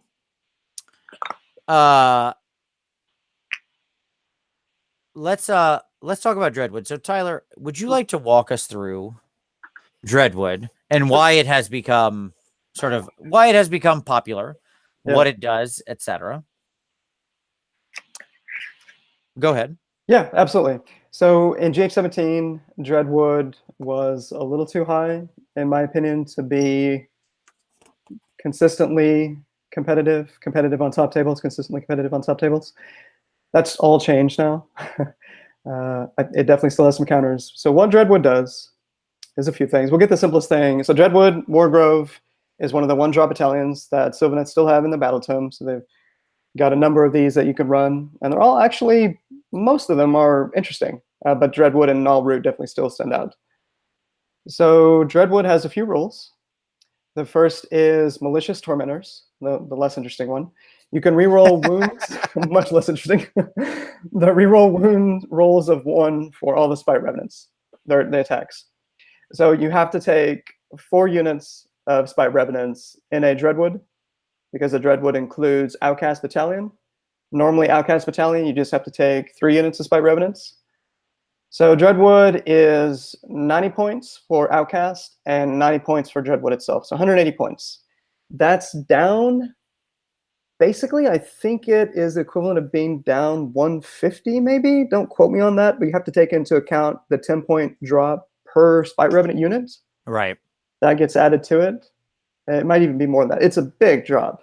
It was a very, very large point drop between everything all in. Yes. Absolutely.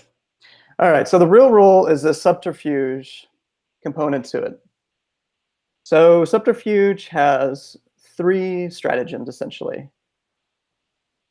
You roll a dice at the start of the first battle round, which is really important because that means that you've already rolled or you've already determined who's going to take first turn. Yep. Who's going to go first.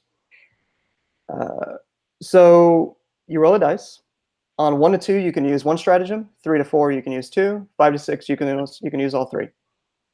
All right, so the 3 stratagems. First one is ambush. One of your units can be redeployed anywhere on the battlefield, more than 6 inches from enemy units. One thing with so that's pretty huge. One thing with this, I'm actually not sure. I've actually never ran Dreadwood, so I don't know if this is the case. I don't know if that means that you could deploy a unit off the board, a la through Force Spirits, and redeploy them on the board through ambush. What do you guys think? Does it say you could redeploy? It does, yes. One of your units can Yes. be redeployed anywhere. Yes. Yes. Okay, that was my interpretation as well, because redeployed. Yep. Okay, so that's big. Hidden so we can talk about, kind of go in the details of how you might use these. Hidden attackers is the second one. During the first battle round, the maximum range of all enemy attacks, abilities, and spells is limited to 12 inches. So going up against Tzeentch, 12-inch range on your spells.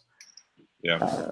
Sneak attack is the final one. Up to 3 of your units can immediately move as if it were the movement phase, but they cannot run. So the most common one with that is you have a Loriel. The Loriel moves, I think, 16 inches. Yep. So put her on the line. Yeah, she's moving 16 through that, and then she's moving up to 16 again. So 32-inch max range move. Of course, you could run her as well if you wanted to for some reason. So yeah, those are the 3.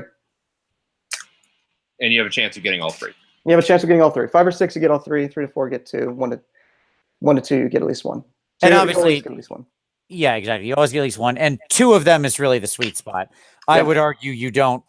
Well, first of all, 1 of them is what you need to make this work. 2 of them is what you need to make this sing, and 3 of them almost become superfluous. So basically, depending on how you're playing this. Yes. Now, so we should break into how this is getting used right now. As you mentioned, this got a lot cheaper. Yep. So, some of the list construction that we've seen uses a Loriel, uses Dryka, and uses Prime Time, the Celestin Prime. Yep. The 1 in the Prime. And so basically the idea is that within, you sort of bring the Prime down immediately, you sweep a Loriel right up the gullet, and you drop Dryka sort of 6 inches away, right? Yep. Ambush Dryka. Yep. And so and then basically what you're doing is some kind of like mortal wound assault, right, at range first. You're gonna be able to melee later, and just like depending on how they're set up. Yep. If they have not properly chaffed and have left anything exposed, they're in a whole heap of trouble, right? Yeah. Because suddenly all 3 of these heavy hitters are going to be on them and probably just pasted your relevant stuff against a wall, right? Yep. Yep. But they start obviously by trying to weaken stuff. We can talk about the different arguments between the Squirmlings and the Flutterflies for Dryka, but it's going to amount to some amount of AoE mortal wound nonsense out of her. Right. It's going to amount to a mortal wound little bomb from Mr. Prime, where he drops and picks a point and then blows up around it. Yep. And it's going to amount to a Loriel, throwing her dumb spear, and then spear, doing metamorphosis, potentially chucking a pendulum or a geminids. Right. Using like basically 3 spells. Yeah. Right? Just shooting them forward. The Prime list has 40 points left over. So you'll chuck geminids or pendulum in there. Right. And you'll give Loriel Throne of Vines probably to get the plus D3 on the cast to make the pendulum or Geminids easier. Right. So, and then once you've either through that mortal wound spam either significantly weakened, like generally you're trying to just wipe out their 5 wound heroes, bring any kind of hero chaff. If people have grouped their heroes in any way, they can drop dead. Yep. If they're chaff units of small chaff units can get eroded by this sort of thing down to the point where then you can move past them, right? Or slingshot around them. Dryka is not on that big of a base, which is what's notable there, right? Like her base is actually rather small. So if somebody has a relatively thin chaff unit and it's been thinned by the mortal wound spam, then she can often just bounce and slingshot in, right, into the unit she actually wants to attack. The prime, when he comes in, it can obviously, even when dropped initially, can be a heck of a beat stick. And now, if you did not use his orrery, celestial, if you did not use that to turn his AoE mortal wounds into 6 inches and saved it for the charge, he now can do an auto 12-inch charge. Anywhere within 12 inches, he can charge it if he can fit. Yep. And again, his base is big, but it's not overwhelming. Like he's not on some ridiculous, Maw Crusher base or something. I was going to say one thing about that I read wrong, which thankfully Domus clarified a couple of days ago on Twitter. You guys might have known this when you read it initially with the Prime's updated War Scroll. If he comes down, so in your deployment, you put him in reserve off the table. Yep. In your first round, if he comes down, he only comes down with his base 3 attacks. Right.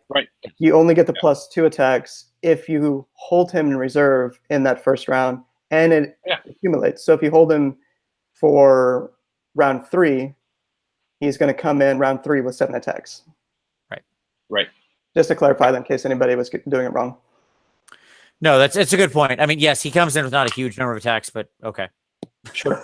He can still get some work done. He can still get some work done. Galmoraz hits pretty hard, surprisingly. Yeah. So that's one version of this list, is the Alpha Strike list. Yep. Right? And then all your other units are theoretically just going to move up and take points, right? If it's a stable point game, i.e. one where the points aren't zipping around or highly dynamic, you're just going to literally camp your army on them while their army fights this sort of like triangle of madness that has now encircled their force, right? Right. And as you mentioned, a lot of these deployments being closer, right? Like if you've got an 18-inch deployment, a Loriel crossing like 16 inches means she's at the 3-inch charge in the hero phase, right? Yeah. Or like, and it can also mean, depending on what's going on, that you have more backfield. And so you kind of have to be careful how you deploy to make sure that you don't leave open space in the backfield for like the prime to drop down. Right. Because it can be easy for you to get up on the line, think, oh yeah, I'm only 18 inches away, I'm going to go smash some trees, and you kind of set up on the line and then forget that you left your backfield open, and then you get pincher maneuvered, right? Yeah. Now, and by the way, that guy can, if you give him a corner, as you mentioned, he can get in there because he can do these ridiculous long ball charges, right? So like, even if at an angle, you've left him some line to get behind you and he has to kind of set up, but he can like sweep in on that 12. He'll get there. Yeah. Yeah. Right. So it's not like he needs to be directly, he doesn't care about setting up on the 9 often. Right. Yeah. And there's definitely other variations to this. I mean, I think when I saw the league points for JH18, the very first Sylvaneth JH18 list I wrote was, of course, a Dreadwood. It was a Loriel Drycha, 2 branch wraiths, 4x5 spites, 6 sides, cogs, and then pick your poison, Geminids or pendulum, I would say. Sure. I mean, maybe swords and shackles if you want to have the kind of utility toolbox, and the off chance like you're going up against Beast Call Raiders and you can lock in Frost Lord, a Stone Frosty, lock it in and it can't move because of shackles, surrounded with shackles. But yeah, so that list, that's a really strong list as well with cogs, so you can reliably put War Singer on one of those branch wraiths. Yep. With cogs up, again, a Loriel with Throne of Vines, you should be able to get cogs up. You're now at a +3 charge. And you could potentially, you may not even need that. You could potentially ambush. I like the idea of course, ideally you're rolling a 3-up and you're getting 2 of the stratagems. And so you're using a Loriel and Drycha, you're using a Loriel to move up 16 inches, and then go over where she wants for another 16 inches to then charge in. You're ambushing Drycha, as we talked about earlier, and then you're teleporting your 6 sides with a 6+ charge, re-rolling from a command point. Obviously, we also need to note that if you use the Loriel, she can, like, in the hero phase, she can do the movement, or she can do the movement, or like the hero phase movement. Yep. And then go poop and summon her stuff, right? Because that's not a start of the hero phase thing. Absolutely. She can get out the whatever she wants to at that point. Yeah, and with that list, I would, in most cases, probably do the 20 Dryads for the bodies. Sure. The 20, I think, just to further tie them up or protect her or do whatever you needed to. Yeah, sit on objectives. Yeah, absolutely. That list is obviously very low in model count, so spy remnants die easily. So yeah, I think you'd want to have the 20 Dryads summoning on that. But that's a really strong list. Yeah, that's going to take apart a lot of people. Sure. With me, the only challenge with that one, like, don't get me wrong, all those scythes are powerful. The only challenge with that one is I think it's much more susceptible to sort of bubble wrapped screens. Screen, right? Yeah. Like, people who have good screen walls will shut that off because it can be difficult to actually get into the melee meat of this, right? Like, a smart player who's seen this once will have things, will bubble wrap as much as their army allows. Right. Yep. You know. Now we have to accept that, like, not every army can do that, right? There are plenty of armies that don't have just massive cheap throwaway units, and so are going to be harder pressed and on the back foot. You know, if I, this is what I was talking about a bad experience. Because what's going to happen is that, like, a Dreadblood player is going to set a bunch of trees where they need, and then, like, drop in and just, like, end the game at the top of one. Sure. Yeah, absolutely. I don't disagree with that at all. That is entirely possible. Certainly at a tournament, you know, like, tournament experienced players will be like, oh, okay, I know what you're on about. Right. And that's not going to happen to them. Yeah. But you're, you know, random person down at the store who might not have ever played Dreadwood before, they're going to show up and suddenly this person's going to be like, Doppel one, I do this. Yeah. Here's a pendulum. Here's this thing. Here's metamorphosis. I have cogs. Everything charges. I kill all your good stuff. You have 3 units left. Okay, your turn. Yeah, and it's not just Dreadwood, of course. There are a number of armies that can, I mean, of course, Stormcast with Evocators and Gabriel, or 20 Sequitors. You know, take your choice. 30 Grimghast Reapers. You know, there's a lot of armies that can throw a ton of shit in your face, and yeah, have fun. Yeah. I mean, it's the, you know, I should state that, like, I think that we'll probably talk about it when we get to matchups and stuff, but there are definitely lists where the bubble wrap can shut you down. It's also funny, by the by, that if you have old, there aren't that many units that do this, but there are a couple armies that still have units that have, like, old school Vanguard, where, like, pre the game they can move, right? They get, like, a move, like Shadow Warriors, Night Runners, stuff like that. Yeah. So, like, you know, basically before anybody goes, they get this move right before the game begins. The archers. Those kind of models can actually, like, create a really effective broad screen against this, right? Because they push Loriel and Drycha way out. That's interesting. Yeah, that's really common. It had been really common in the 40k meta. Rangers in 40k, very common. Yeah. Free people archers, I think is one of the examples. I need to go look at their scroll. But yes, anything that has that old Vanguard move, like, again, you've got to be careful then you don't leave a gap, right? That somebody can leap over. Yeah. But like, properly stacked, right, in a place where they're not leaving a gap, because the Loriel's base is the Maw Crusher base. It's huge. Or where Drycha can't fit in and all that kind of stuff. They can, you know, where she can't, like, drop and be 6 inches away, like in a middle sweet spot or something from both of those. You really can push them way, way, way back, right? To the point where a lot of their stuff, like, she's going to launch her endless spells and they're just going to, like, hit this dumb chaff unit and that's it. Right. And, like, who cares, you know? So, just an interesting observation I had in thinking about Dreadwood and how it makes the stock in these nonsense, these really often nonsense units rise. Do Ungor Raiders do that? Do they have that move? Yes, they do. Yeah. I only know this because back in the last meta, there was a couple things that you wanted to push out like that, and I ran the math on what the possibilities were for those. So yep, yeah. After setup is complete, you can make a bonus move with this unit as if it were in the movement phase. So they can take an extra little 6-inch with a potential run. So there you go. Nice. Anyway, go Bray Herd. Okay, so that's a real tough fight for the Sylvaneth. Boy, they've come out in that ancient showdown. You know, back in the day, that was a big deal. Bray Herd and the tree people in the woods. That did not end well for one side of that particular coin. Oh no. By the way, Ashkus the Muse asked a question. The answer is probably 2 weeks, buddy. That's what I'll say. We'll see for sure. I am not positive yet, but probably 2 weeks. Okay. So what's interesting about Dreadwood to me is that a lot of people have gone in on some version of the Alpha Strike list, right? But it doesn't have to be run like that. Exactly. And so here's one of my. I think this is the much more interesting. I would just catch it. In my mind, this is a much more interesting conversation. I'm glad we're getting it because I think if you are of the mindset, I mean, most good players aren't going to be this. Like Relian is not going to be of the mindset when he's trying out Dreadwood right now that he's just going to Alpha Strike people off the table and win a tournament with 5-0. Obviously, he's not thinking like that.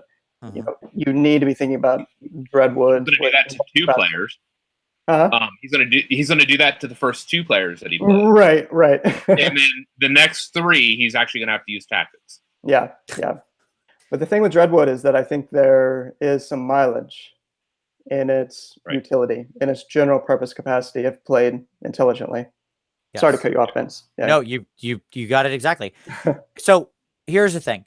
I generally think Alpha Strike lists don't win tournaments. That is one of my priors. If they're only Alpha Strike lists. Correct. Yes. What should be noted there is that list, as we described it in some of those builds, not everyone, is pretty heavily tilted towards Alpha Striking. And if that's not what you're doing, a lot of those units don't fill as much of a role. Okay. Right.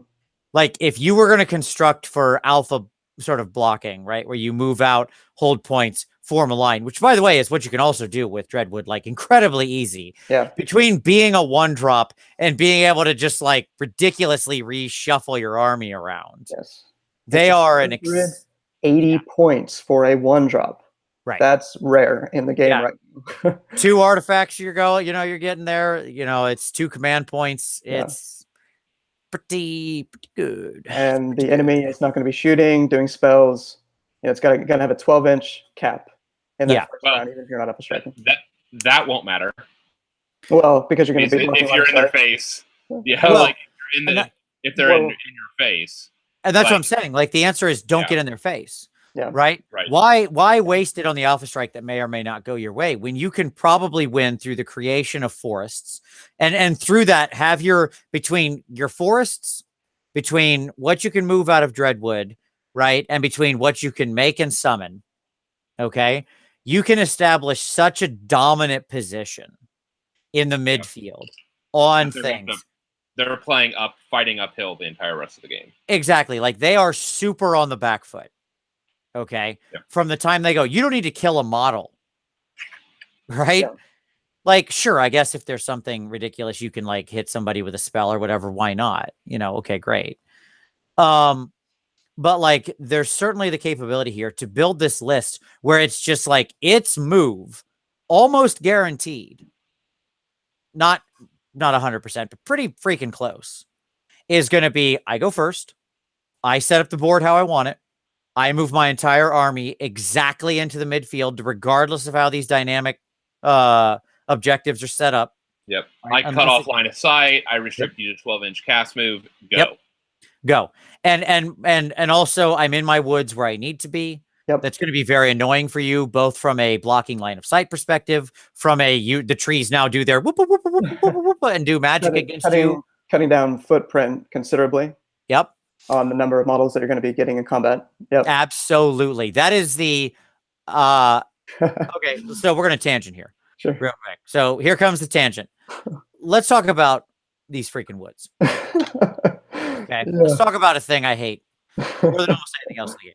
Yeah. Now, We talked about the line of sight thing a lot, like two shows ago. Mm. Okay. Yep. And my opinion on it is changing instantly, so I do want to talk about it. No, that's fine. We can. Yeah. In fact, I'm interested to get your opinion, but I want to start with where I'm coming from. Woods. I hate these stupid woods.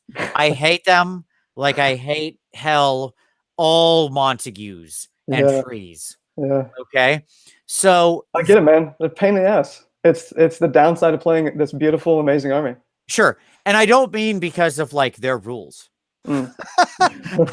Let's set all the things it says on the war scroll to the side for a moment. Okay. Let's just get rid of that. I hate them because they're just so nonsensically implemented in their design and how they function. Right. So a woods is like something like this shape, right? It's this little sort of chewed up bubblegum shape. Yeah. And in the chewed up bubblegum shape, there are these 3 circular footprints, right? That represent a tree. Now, stay off of them. What's that? Stay off of them. Okay. Yes. In general, most people play them. So you don't move the trees. You're just butthurt about this because. Yes, this super screwed me in a game. I 100% agree with that. Okay. Like one of the worst play experiences I had with a model against 2 of my favorite people we play against. Oh no. It's not like that's fine. I've already told that story before. It isn't this. What bothers me about them is that design is just nuts because that space where you can actually fit into it is so bad. Right? Most of the tree lords can't fit in these spaces. Right. The tree lords can't fit in the forest. Yeah. Okay. That's why I always play. I hate playing with the trees off the bases for aesthetic reasons, but also because when you play with the tree bases on the Citadel Woods as intended, and you magnetize them, which I finally did after 2 years. Sure. Thank you, Brendan. And is because you then just simply catty corner your models on top of where the tree base is. You just lean them up against it so that you actually can fit a Durthu or whatever in there. Right. And people are not going to bitch at you. But if you have the trees off of it, nope, stay out of that. Don't get on the circles. Right. That's what, yeah. So then, yeah, and so a lot of people, and the general interpretation is a lot of times this circle is in sort of inviolate unless you're like literally paying all the vertical movement to go kind of up and over the tree as a cylinder and whatever. Right. The design of them is terrible because they're so flat and wide. Like if they're actually sitting there and you can't pull them off, God forbid you didn't magnetize them. Nothing's going in that woods. It's an unplayable piece of terrain. And in a world where they keep making more and more big, compelling centerpiece models and tell you to buy these things, and most of them do not interact with this piece of terrain in any logical sense, okay? I do not like their construction, all right? And I do not like the way that they actually interact with the game from a physical space. I hear you. Yeah. Okay? Yeah. That's my actual chief complaint with them. I don't mind that like woods restrict shooting or woods do this stuff or that stuff, whatever. Most of the way we think about these things is a complete fluke of history that somebody decided the right way to design these things was to put 3 like 40 mil or however big they are circles on it. There's 10 other ways we could have designed these forests. And then they would have a totally different thing. Yeah. Right.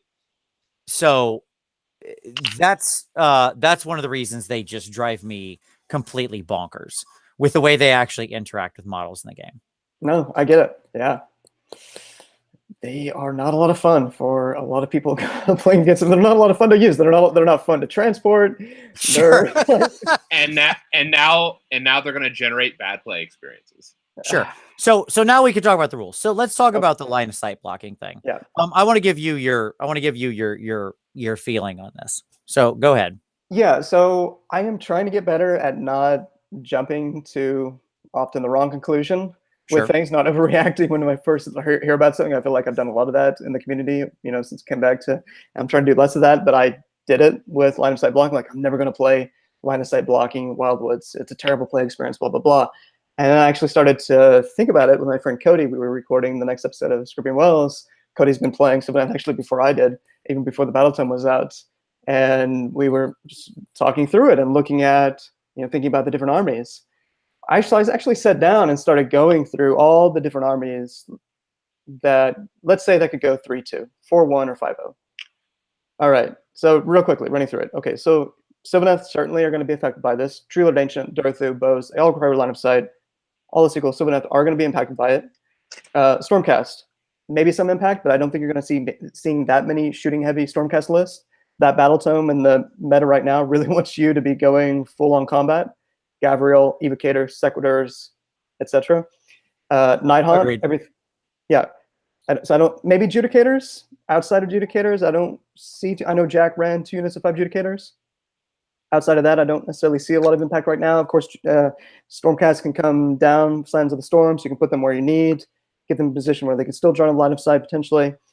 Probably not a lot of impact. Nighthaunt, everything flies. Legions of Nagash, basically no shooting.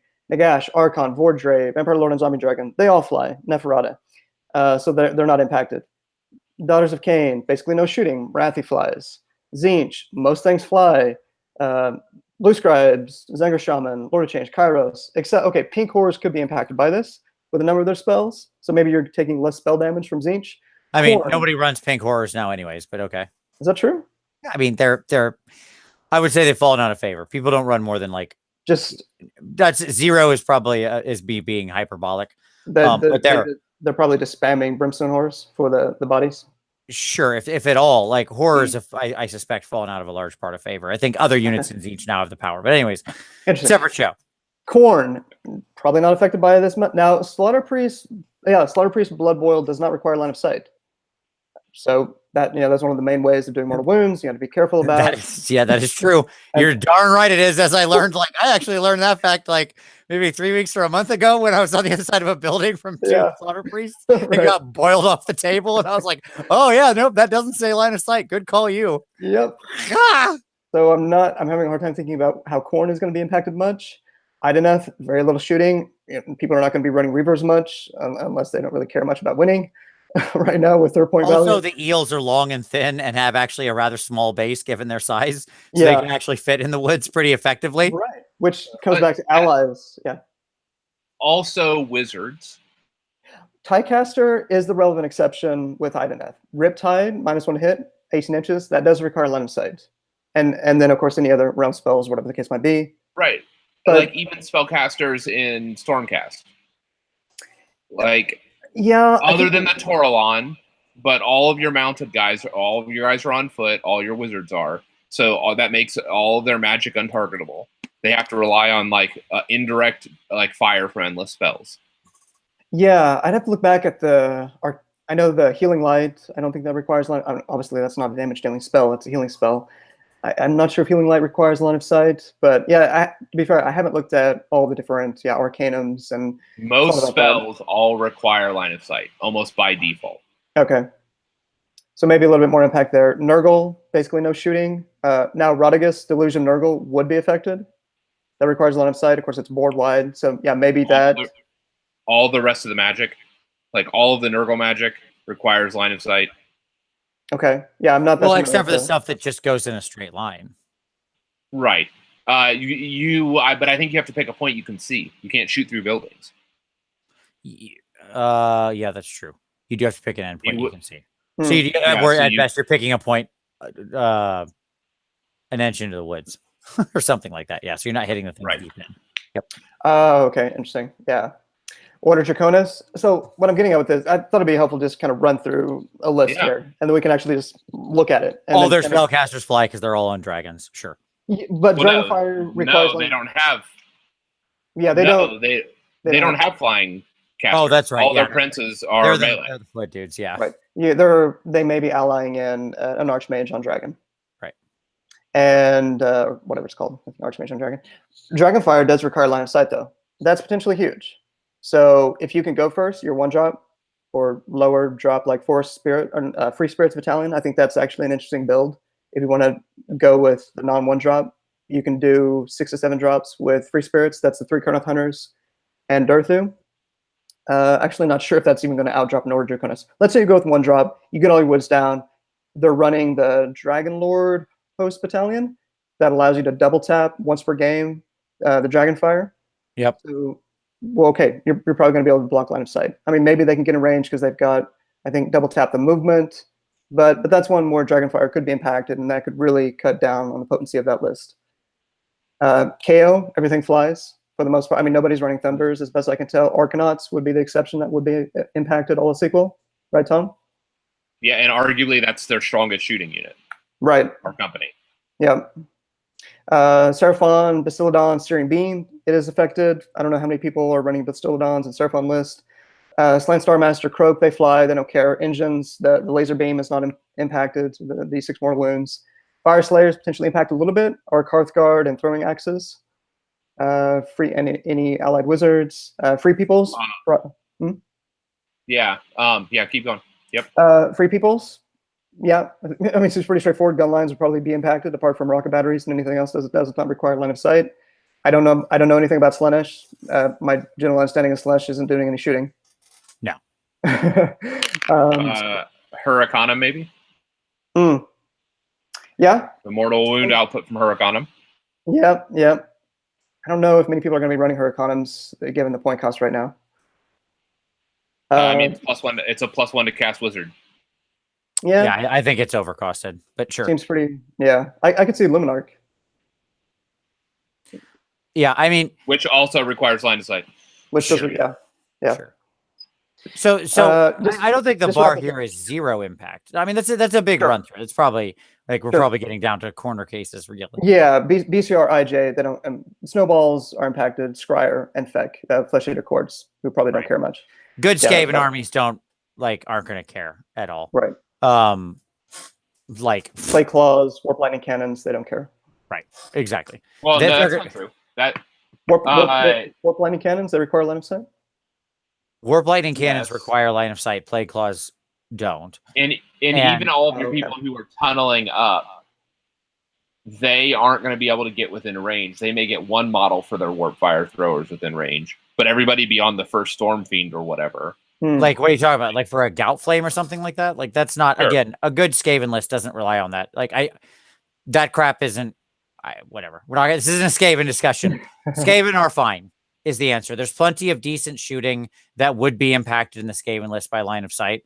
And the reality is, I think the Skaven list they're doing best right now rely on the good old fashioned backbone of the heart of what made Skaven list always great, which is mass amounts of cheap rats, and a mixed set of capabilities that can react pretty well.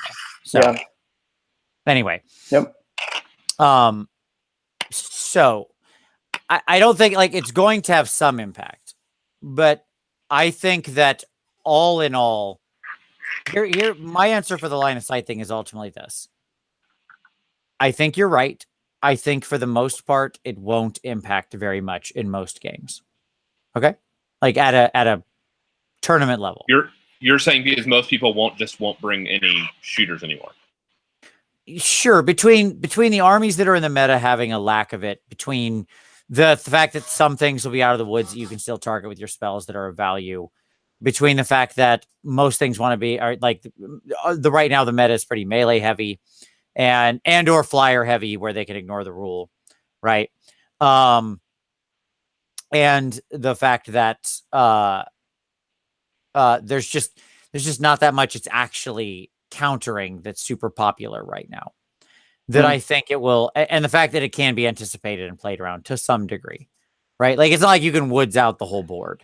Like the woods are fairly restricted in where they can go down. A smart player will make sure that the enemy can't just start, crapping woods everywhere, right? Because you can hedge those things out. It's pretty dependent on Sylvaneth players running a 1-drop, which is another thing I want to talk with you guys about is, 1-drops versus not running 1-drop. I mean, partly why I was so inspired and thought it was amazing that Kyle Western, who was running my absolute favorite what if AoS or GH17 Sylvaneth list, that was not possible because you didn't have the points to get the branch wraith in there to carry the Acorn of the Ages.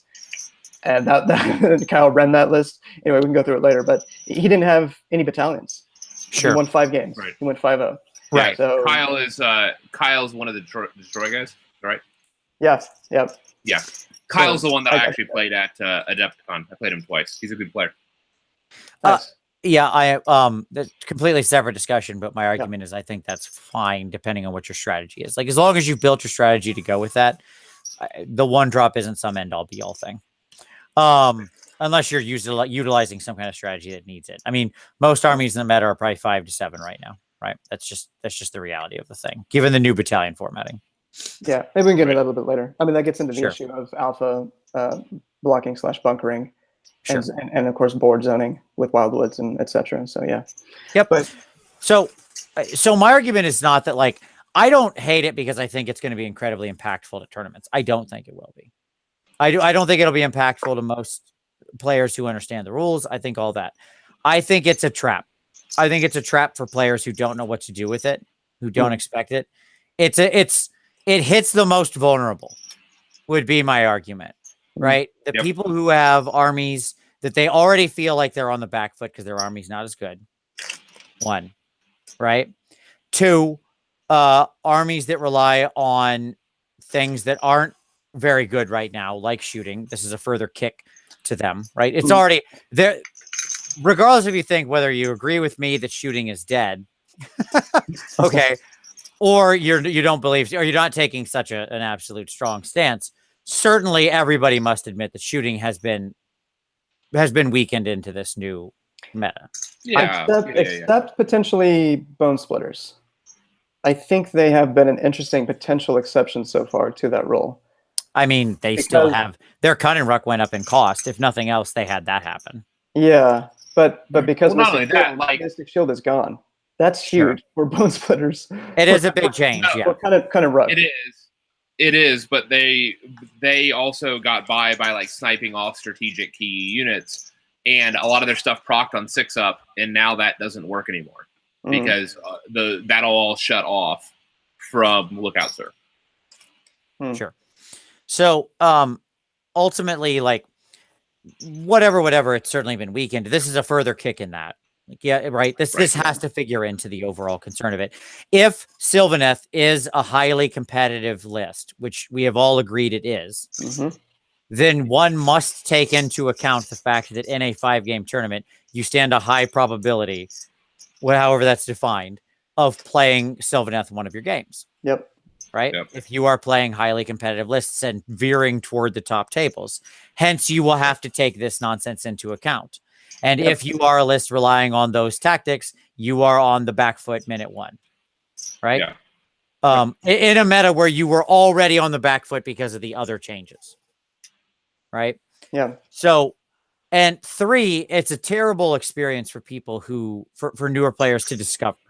Right. And I don't just mean like when I say newer players, I don't mean someone's first game. So I don't want people to misunderstand me. Right. Because players playing their first game, whatever, that's a thing that's rare. Like the reality is everybody only has one first game. You have 1,000 other games. Right. Yes. Yep. What I mean is people who are less experienced, who may not have run against Sylvaneth before.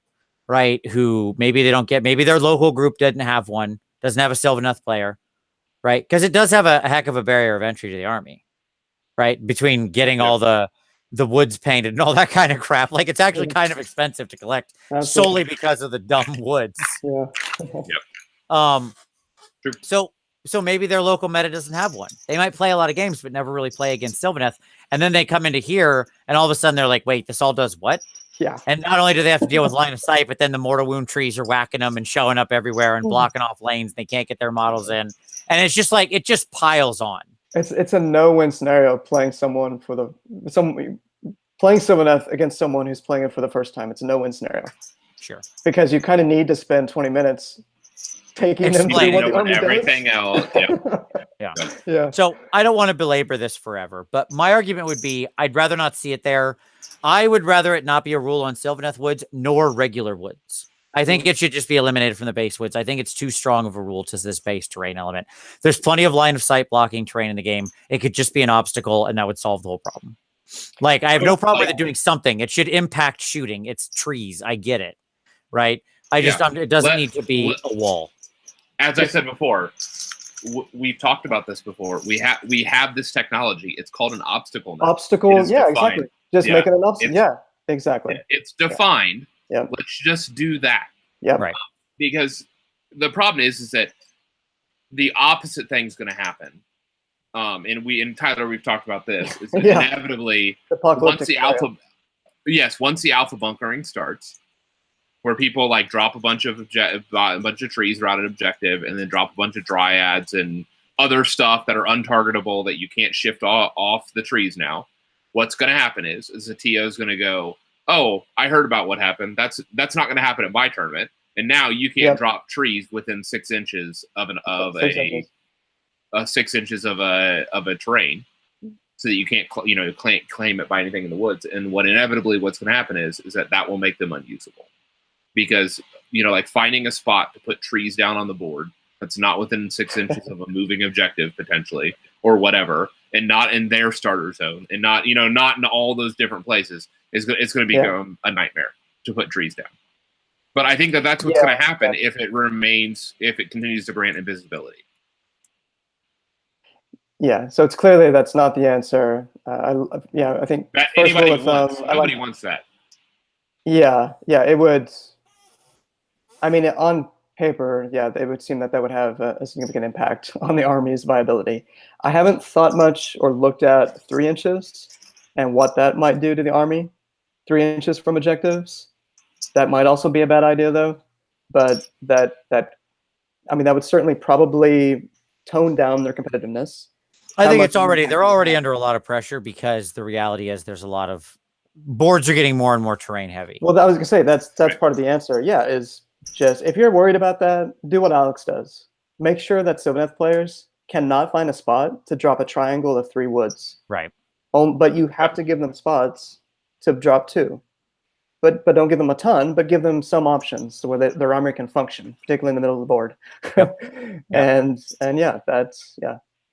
All right, so let's move on. I don't want to belabor this for too long. Sure.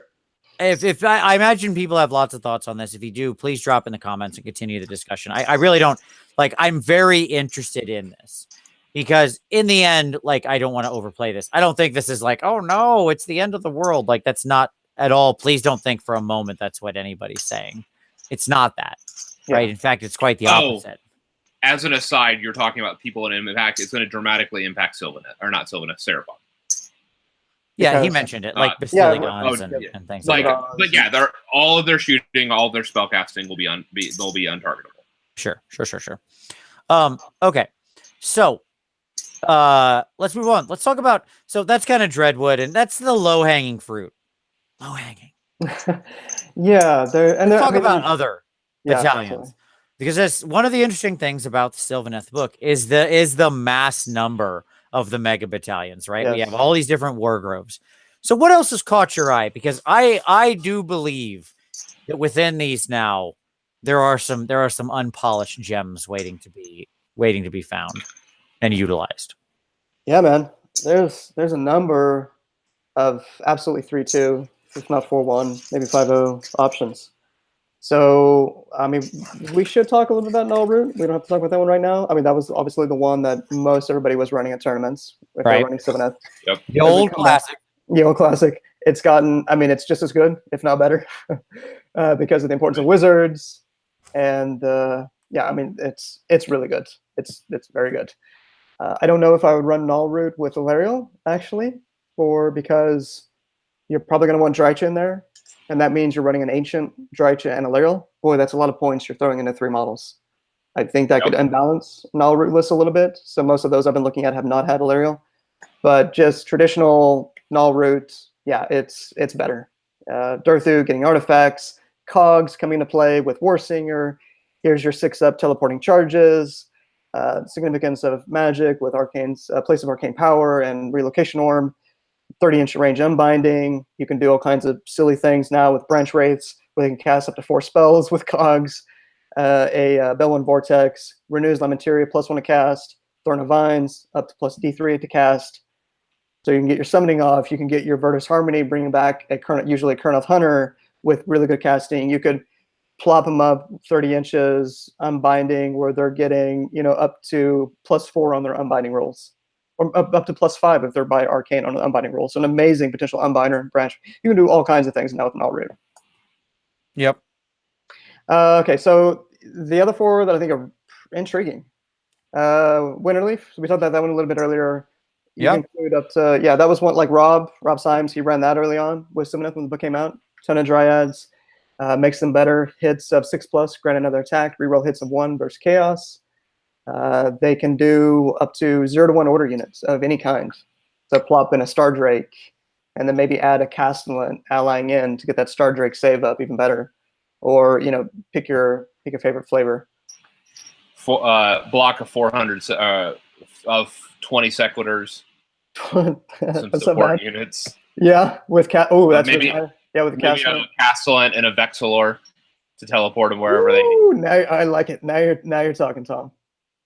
Oh yeah, I wasn't even thinking about that. I haven't really thought much about Winterleaf yet, but yeah, 10 Evocators or 20 Sequitors, and then you've got 400 points in allies to get your Stormcast in there as well. Yeah, Vex. That's really interesting. Kitty cat evocators, man. Kitty caters. You know, kitty caters are good. Yeah, kitty caters. Kitty caters are good mobile, hard hitting speed. Yes, I would argue one of the things that the army lacks. Correct. Yep. You took the words right out of my mouth, buddy. Yep. Like kitty caters backed up by the actual allies of the appropriate units to empower them, say a Mr. Toots or something like that. Yep. Right. Whatever the case. Yep. Suddenly becomes like, especially because Mr. Toots doesn't hit. I need to look up. I don't remember Mr. Toots. But I'm wondering about him. I'm trying to remember if Mr. Toots actually hits friendly still. Yes, he hits everything. No. He only hits enemy units. Within a terrain feature has to be wholly within 18 inches of him, and it impacts. You could put him in a Wildwood. Yep, has an AOE. Yep, AOE of 3 inches. So enemy units in 3 inches. That's it. Exactly. So now So like kitty caters with Mr. Toots. Sorry, which is the Knight Heraldor for those not. Yeah. And kitty caters, I mean evocators on Dracolines. I know GW people get real angry when you use the funny names. When you have all these made up names, Vince. But I only use made up names. So kitty caters with Mr. Toots, like Mr. Toots can now target your woods and start blowing people out of your woods without hurting you. Absolutely. No. You're missing this. He can hide out of line of sight in the woods. I get it. That's yes, I understand in the woods. Yes. Yes. And be bonusing the kitty caters to run around and maul crap, right? While he's still going toot and causing mortal wounds on people near woods. Yes. Oh damn God. Oh man, I feel like my OG badge just got taken away. That I didn't think of that. Running a couple of Knight Heraldors and doing that exact thing in Wildwoods. Oh, that's crazy. Tooting on your own woods. Yeah. Fun. Yep. So anyway, like that was I'm glad you mentioned that one because that was the one that I wanted to really talk about. I think that to me, Winterleaf is the one I actually really like. Yeah. Because I liked that when you open the door to that order unit. Yes. Unit. With 400 points and particularly Stormcast allies or on top. Or Wanderers, yeah. It's so crazy what you just opened the door to. Yeah. Right. You open the door to realistically almost like some a 50-50, madness to like almost a 50-50 list if you wanted to, right? Like that's almost what you've just said. Is all these battalions that they're throwing out in these books, Alliance of Wood and Sea, that are usually crap. Here you go. Here's your beautiful, incredible 1 or 2 drop, depending on how many allies that you've got. That has the utility. It's a unit. Wait, is it 1 order war scroll or 1 order unit? 1 order unit. 1 order unit. That's too bad. So you can't fit like another Stormcast battalion within. You can't like Matryoshka doll. No, you cannot. It's a unit, not a scroll. Yeah. Yes. Oof, that's a good one. No, but I haven't heard of anybody talk about that. Yeah, and I hadn't really sat down and thought about it. But yeah, you could do some really strong things. That's interesting. So, okay, yeah, that's fun. Ironbark. Ironbark's pretty cool. Ironbark, another 1-drop. I'm actually forgetting what Ironbark does. I know that's a Tree Rodent one that Tom, you might know because you're big fan of. I know you can do up to 2 Dwarden units. You can. Yeah. That's the 2 Dwarden unit one. Yes, correct. I think it makes your Tree Revenants better. Maybe like reroll 1s to hit or something on your Tree Revenants. Yeah, so it does makes a couple it a little things. bit more. It's the stubborn one, right? Where you have the casualties from battle shock on certain units, right? Basically your army, because they're all going to be in I'll look it up Ironbark. while we're talking. But... And then you can also reroll wound rolls of 1 for the enchanted blades, protector glaives, or greenwood scythes used by Ironbark, tree revenants, and branch witches. And then also you have access to an additional artifact that adds +1 to wound for all rolls made by the bearer's melee weapons. So yeah, as Photon Wolf has said, he loaned 30 company and a chemist to the local Sylvaneth player for Ironbark, and that individual asked how he could sleep at night after he rolled the first skyhook shot. Well, he must have rolled. He must have rolled differently than I've ever seen Tom roll his skyhooks. Because oh my god, the only reason that Tom doesn't like the only reason Tom shouldn't sleep at night after using skyhooks is how do you roll dice that poorly? I've seen them. You saw me shoot 3 skyhooks at a 1,000-point game. It's a little bit different than 30. All I'm saying is I've seen him fail skyhooks more times than I've seen him succeed. That's all I'm saying. 4 up might as well be 12 up on a single die for Tom. That's how that works. Learn how to roll dice, Tom, man. Go to Metagames Unlimited in Springfield, Missouri, and your dice will be amazing. The important part about the other important thing to mention about Ironbark, in addition to the 2 Duarden dwarf units, okay, is that it relies on household also with an extra unit of tree revenants. So, which is fine because I never mind to it. Our household already has 1 tree rev in it. Now you can fit 2 in the base battalion. Tree revs are filling up your battle line, so that's fine. Like it's not like it's some egregious tax. Tree revs are always useful, and household is a great battalion on its own because it has truly one of my favorite abilities ever. And giving a second unit of like teleporty tree revs this ability, like tree revs, it should be stated, can very easily nail a 9-inch charge. Right, because of their ability to re-roll a die. In each phase of the game. In each phase of the turn, I should say. And enemy units can't choose to retreat if they're within 3 inches of the household unit. Right? So that's more things you can kind of pin down. So it's just the tax of it is the tax of it is the tree lord. Right. Yeah, definitely. Yeah. Like that's sorry. You got to take that guy. There's a reason to use your tree lord. There you go. Yeah, Ironbark. There you go. So yeah, I mean, you could do some things. I don't know, ironclad with 9 engine riggers hopping on for the fun. Yeah. No, I'm gonna go with 12 riggers and chemist. 12 riggers and chemist. Okay. 30 Volkites and the tunneler guy. You actually can't fit it now. Yeah, I was looking at that. You can only do 20 Volkites and the tunneler guy. That's right, because they lost their horde discount. Yeah. Why can't you do that? I thought they're fitting in the battalion. It doesn't matter how much they cost. Oh yeah, that's right. They're not allies. Oh, my bad. Yeah. Duh. Thank you. Yeah. You tricked me. Right. Yeah, absolutely. So yeah, I go back to my original statement: 30 Volkites and a tunneler guy for really just the worst alpha bunkering potential ever in an already 1-drop Sylvaneth list, dropping trees, moving to the middle of the board, nonsense crap. Yeah. Also, here's 34 up, 4 up dudes. Yeah. Just whatever. Just deal with all this. Just go. Look, I'm gonna go leave. Take a couple turns and tell me what you've managed to kill. Yeah. All right? Not gonna be much. Sylvaneth players without morals. Oh man, it's a beautiful time for them right now. You're allying all this Dwarden and Daughters of Cain and your Nullroot BS and your Ideneth Deepkin crap, your Ishlan Guard. Yeah. Oh yeah. It's an amazing time. Eidolon. So yeah.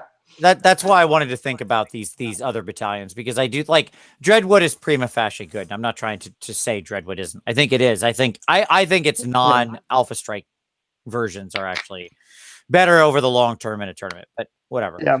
You think more like going alpha bunkering? Yes, with like probably the tilt to if the door is wide open to Alpha Strike. Like I don't know what the list looks like, but it feels like you'd want to tilt it slightly to where it's primary alpha bunkering, secondary Alpha Strike. If somebody has foolishly left the door wide open for you, why not walk through? Right. Yep. Right. But these other battalions, I think, also have a lot of potential in them to be explored because they have these big unknowns of like any unit of this type. And it's like, okay, well, geez, you know, like people can combine a lot of stuff there. Plus the combination of all the new Stormcast stuff, which are the allies, right? And could always show up just in your normal allies points, right? Yeah. There's a lot of like, I don't know if people have put together this Lego set in all the ways it can achieve yet, right? There's so much to explore because Sylvaneth have so many different interesting ways to be built because of the combo of allies plus these relatively, I don't want to say cheap. They're not cheap, but you know, efficiently or effectively costed 1-drop battalions, right? For the most part, they're all achievable. That's what I'll say. Yeah. I think Winterleaf is rocking around maybe 210, something like that. Maybe it's somewhere in that 210, 230, somewhere in that range. I think it's a little cheaper than Nalroot. Nalroot's 230. But yeah, they're mostly all around, 180 to 230 range. They're all doable. Yes. Yeah. Like I'm willing to pay 300 in Iron Jaws without batting an eyelash. I'm like, let's do it. 300. I'm in. I was a buyer at 280. I'm a buyer at 300. Yeah. So yeah, no issue there. The other two are Heartwood and Harvest Boon. Yeah. Do you like either of those? I don't. I'm not a big fan of either of them.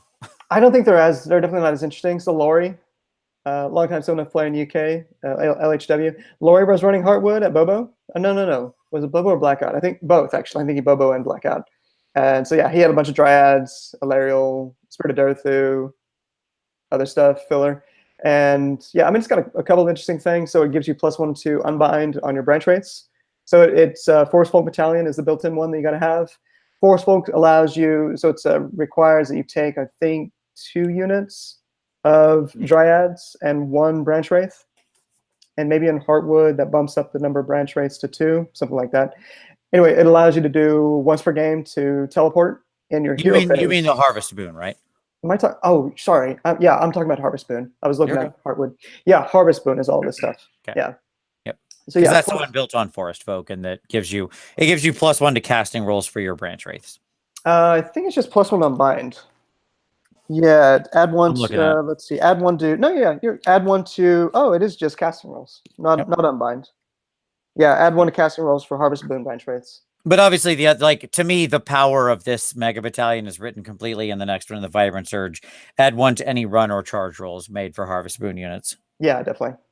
So War Singer, your Nav Realm route, or Force Spirits, whatever your charges are now, a baseline 7. Right. Yeah. And cogs, there are 5. Yep. Yeah. Which you can also then get those cogs off easier because of the +1 and all that. +1 and renews, etc. Yep. So yeah, I mean, I think it's probably not as interesting as Ironbark and Winterleaf. Certainly on average, Nalroot or Dreadwood, but I think it's competitively viable. Like you could definitely do 3-2, maybe 4-1. Yep. Heartwood hasn't been talked about hardly at all. So Heartwood's the one that refills your you roll a die and on basically on a 5-up because you're gonna have Kurnoth Hunters on the table because you gotta have 4 units of Kurnoth Hunters.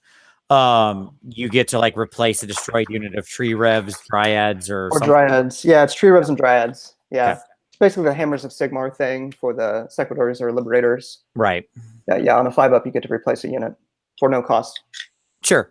Yeah, I mean, it certainly got better now that those aren't reinforcement points, right? That actually becomes a thing. Yeah. But still, okay. I mean, if it said 5-up, replace your Kurnoth Hunters, I'd be like, oh, tell me more. Right. I am interested now. Yeah, you're not going to have the points to run, 30 Dryads or much less 2x30 Dryads. You're going to be spending a ton of points on those 4 Kurnoth Hunters, so that's 800 points. Free Spirits is 120, whatever Heartwood is, and then you've got 380 for Dorthu. So there's most of your points. And then you're probably just filling out your army with 2x10 Dryads and maybe 5 Tree Revs or something like that. So yeah, it's not going to be much, and a Branch Wraith or 2. So let's move on here and let's talk about let's talk about our counters to Sylvaneth, right? So how do we fight the trees? Other than obviously clear cutting and just burning them down, or tackling the player on the other side of the table. None of which I recommend. All of those are bad strategies. So let's talk about the good strategies. Did you guys want to get into allies before this, or because I Oh, think sure. there's No, that's some fine. You're allies right. that We were can mentioned, let's do a little ally talk. We've tangentially covered on a bunch of it. quite a So bit, but yeah, I think there's still give me the pitch for your Knight of Zeros because I know you wanted to mention him. Yeah, absolutely. So this guy, his new war scroll. So it's 100 points. I think he was 80. Now he's 100. Yep. All right. So what? A 12-inch base move, fly, and now with his whatever the So role ignores your own woods. is, Woods. Probably competitively, you're going to be running one drop, and good chance you're going to be bunkering down with your wildwoods on 2 or more objectives, and you're going to be fighting. You're going to be doing a lot. Hopefully, you're going to be doing a lot of your fighting in and around those woods.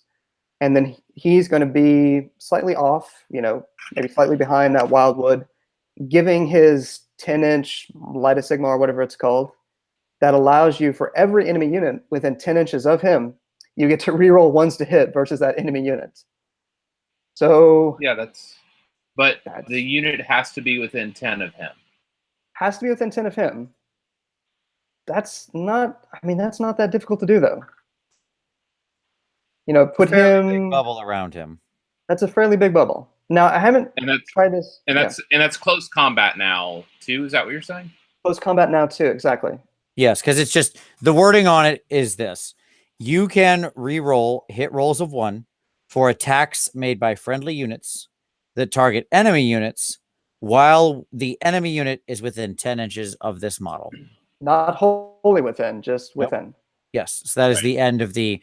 So as long as the enemy unit is within 10 inches of the model in the bubble at all, then all of anybody on your team that's attacking them is re-rolling hit rolls of 1. So I think most of this is coming to play with regard to combat. Again, within those, playing Sylvaneth at a tournament, you should be playing a lot of games.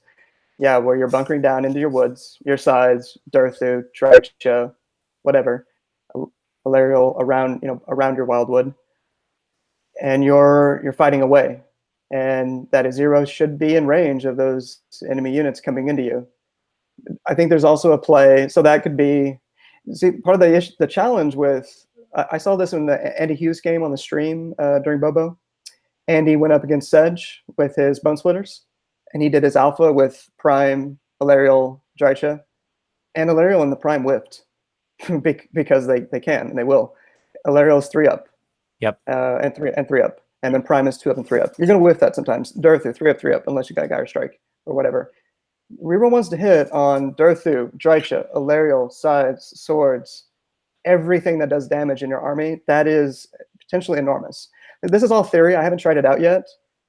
And even if it's a 100-point piece in your army that people are going to be targeting, it's going to be getting a lookout, sir. You should not be getting into combat if you're playing it right. You should be bubble wrapped, maybe in a wildwood. And I was saying, top of line.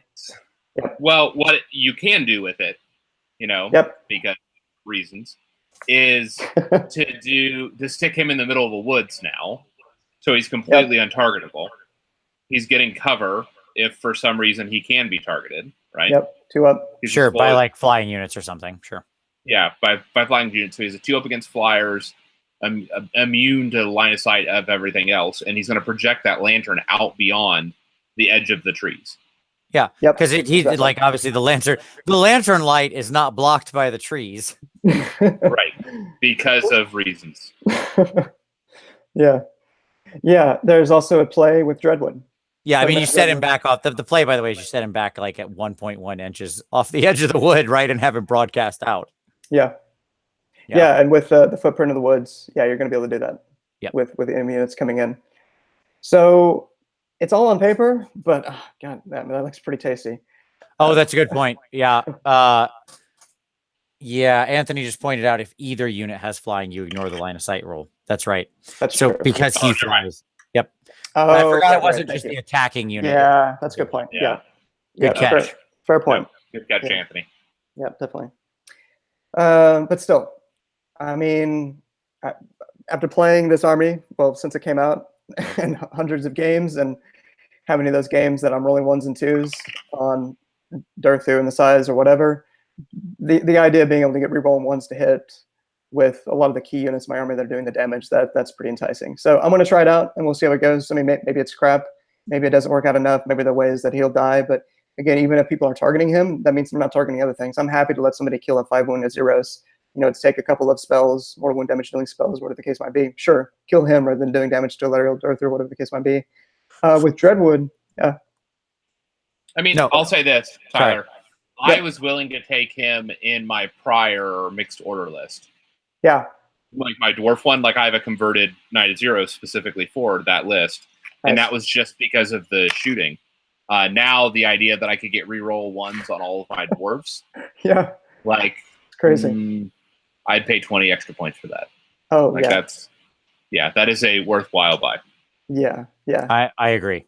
No, I think like the reliability in an army where you're mostly hitting on 3s anyways. With a lot of debuffing. With a lot of your, I think that is not to be underestimated for a hot minute. Yeah. It takes those units and really turns them up into the realm of highly, highly reliable, because we've all whiffed with like, I despite my funny jokes, I have run a Loriel plenty of times and it's happened. Yeah. You'll get those rolls. Absolutely. Yep. Yeah. And Ideneth, Nurgle, Legions of Nagash, that are all going to be debuffing you potentially. They've all got ways of doing -1 to hit or worse, and probably some others that are out there. So yeah, with Dreadwood, so you can make that part of an alpha with Dreadwood as well. So you, I was going to say, you can do this in general with things, but I mean that's 12 inches. So put them on the line. Move 12 inches, maybe pop a command point. If you've got 2 from the Meg Battalion, pop a command point for that run. So that's so he flies up 18. Yeah, it flies up 18 and then a 10-inch bubble. 28 inch. I mean, that's pretty significant. You should be getting a lot of things in that range. So yeah. Absolutely. Yeah. He doesn't need to be he doesn't need to be a part of any pregame or not pregame, part of any of the actual Dreadwood movement. Right. He can just do his normal old thing and still bring most of the enemy army you want to be smashing into range of his lantern on the guaranteed 6 on the run. And you may not even need that. Yeah, right? definitely. Like oftentimes just clearing like a 4 or a 5 will get you close enough and you'll be like, yeah, it's fine. Yeah. The point being that I think you could use him as part of an alpha strike in addition to the bunkering option. Yep. Absolutely. So one that Lee Wilmot came up with, that was kind of interesting. I don't know how good it is, but if you're wanting to run Prime, and you could also, so the list is Nalroot in particular, where you could run the Arcanum on Griftcharger with Healing Light, and then run Prime as your ally, Celestin Prime as your ally option. That's legal because Nalroot can do up to the 0 to 1 Order Wizard, and that 0 to 1 Order Wizard and Nalroot is not part of the ally point limit. Right. Healing Light on the Prime. I mean, that could be kind of interesting. Keep him held up a little bit. I don't know if it's that great, but that was just a thought that I thought was kind of cool. Heralder we've talked about. In Cantor with Everblaze. Might have a place for that as part of an all route. What do you guys think, by the way, about Encanter and Everblaze Comment? Do you think we're going to see that much? I think Everblaze Comment's really good. We talked about it just, very in passingly last week or 2 weeks ago, whenever the heck we did Stormcast. Yeah, last week. I think it's real good. This is the short answer. I think people are going to be shocked at the amount of splash mortal wounds that get thrown around in this game now. I am undecided. I am undecided on the presence of those kinds of endless spells in general. You mean for the health of the game, or no? Just like how much you'll see them. Yeah. Okay. Like we're going to see an outsized number of them right now because they're new and shiny and fun. Sure. It's going to take 6 months to determine how often they keep showing up. I don't know, because there's a reaction and a meta reaction there of like. Of dispels and stuff like that. And I have no idea how that's all going to shake out. I could easily see the world being that like in 6 months, basically no one is running them beyond a few of the self buff ones on like backported out of dispel range casters. Sure. And I could easily see a world where these become incredibly common amongst especially the army specific ones. Right. And if you asked me to tell you which one of those things is going to come true, I would say flip a coin. Yeah. Right. Yeah. So, it's got a big old, as was pointed out in the comments, it's got a big old giant fat casting value. It's not undoable, but it's, I mean, it's 100 points is a big chunk. As well as 140 for an Encanter who's not doing much else. I mean, sure, not mind is nice, but I'd rather take, I'm not even necessarily convinced that I'm going to be taking a Spellweaver. I've got one that's coming. I love the model, but that's 100 points for not a one bind and not doing much else in the game. Sure. if it goes off though, it does Miley Cyrus you right to the face. So Yeah. So yeah, I'm a long-term buyer, holder on cogs. I think we'll still, we'll see a sprinkling of swords and shackles. What about Maelstrom? What do you? This is a tangent in the 100 tangent here. What do you guys think about Maelstrom, real quick? I definitely don't like it. That's my answer. Because of the answer to the previous question. Okay. Right. In a world where the coin flip comes up as like a sort of magic dominant world, I like it more. In a world where it goes the other direction, I totally hate it. Okay. Yeah. Is that a fair answer? And like, it's right. I mean, you see why I say that, right? Sure. Yeah. Okay. So, I don't know. Like the things that are still very valuable amongst the endless spells, I think, has more or less remained the same, barring that the spell portal cheating went away, right? Like beyond that, like Geminids are still pretty good even after the change. Oh yeah, solid. It's still pretty easy to create them through 2 different units and have men within 6 inches of each other, or 2 or more units. Yep. It's Yep. I think that the cogs is still good. That kind of stuff. So sure. Cool. Finish up Snowcast. So I mean, this is maybe a surprising one, and I'm not necessarily sure it would actually be a good idea. Etherwings. The birds. The birds. 50 points. So I've seen some, like I was looking at a Daughters of Cain list that, again, Lee Wilmot pointed out to me that I think was ran a Bobo or Blackout. And they had a Venator, which I don't know if is necessarily a great option, not Venator for the bow shot, and 2 units of Etherwings. So, I mean, I guess the idea there is a way to get 2 units of chaff at 100 points. That the footprint is not great on them. Maybe if you're strapped for options, you don't have skinks or even like Eternal Guard, you don't have options for bodies, maybe. But anyway, didn't seem like necessarily a good option. I mean, I'm not gonna lie. Like I've also looked at Aetherwinds. Okay. Like I've already built a set. Okay. I don't know, man. I do not like those birds. But hey, whatever. How many birds do you get for 50? You get 3 for 50. You get 3 40 mil bases. Are they 40? I thought they were 32, but okay. I can go look. I think they're on 40s. Maybe they're only on 32s. Yeah, they're probably only on 32s. Okay, so we get 3 bases of some indeterminate size. You get about 100 millimeters of blocking. Sure. Okay. I don't know, man. That seems highly dubious. I'm not sure about that one. I feel like I could find 100 points. I feel like I could find a better way to spend 100 points in a Sylvaneth list by throwing a dart at a wall. Yeah, definitely. Yeah. Paladors, I think that's kind of interesting. The notion earlier events of a highly mobile unit that can do some damage. I think you're looking at the wrong place with Paladors. Kitty Caters are so destructive. Yeah. Like if mobile damage is what you want, yeah, Kitty Caters bring it home. Yeah. Like those things are hot death to whatever they hit if they get in there unmolested. Right? Vince, where did they touch your elves? That's what I want to know. Everywhere. Freaking everywhere. But I mean, just on numbers, they are a really destructive unit, right? Like it doesn't take much to figure out. Look at the numbers and figure and read, and you'll see they're a pretty destructive unit. Like they're brutal. Most folks they're not hard to kill. That's the challenge with them. Yeah. Right? Most folks seem to think that they're a little. I mean, the issue is that the baseline comparison is evocators on foot, which are arguably undercosted. I don't know if they're necessarily way undercosted. Evocators. No, on foot, I mean, a bunch of reasons. I think it's mobility. It's mobility. Like that's what you're buying, and you're buying a unit that can reroll charges, and I mean you're buying a unit that will very, very easily threaten things 2 feet away at any given point in time. Right? Like, hey, there's this point that has a unit on it 2 feet away from this other unit I have, and I don't want it to exist at the end of this round. Kitty Caters make that happen. Right? Yeah. They charge across the table. Don't. Yeah. Yeah.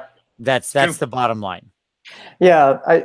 The Paladors seem like a lower tier option. What are we going to say? Sure. A lower grade option as far as allies, but I thought I mentioned them anyway. Because you can do 1x6. You could do 2x3 or 1x6 because they're 200 points now. So Yep. that's kind of interesting. Celestar Ballista, I'm not really a buyer. I'm not a big buyer in general of Celestar Ballista. They're supposed to be the new hotness at 100 points. I'm not really sold yet. What do you guys think? Nope, I'm not either. I just said shooting's dead. Definitely not. Tom?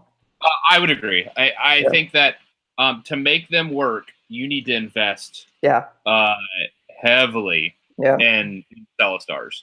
And you have to invest in the Ordinator and all the supporting stuff. And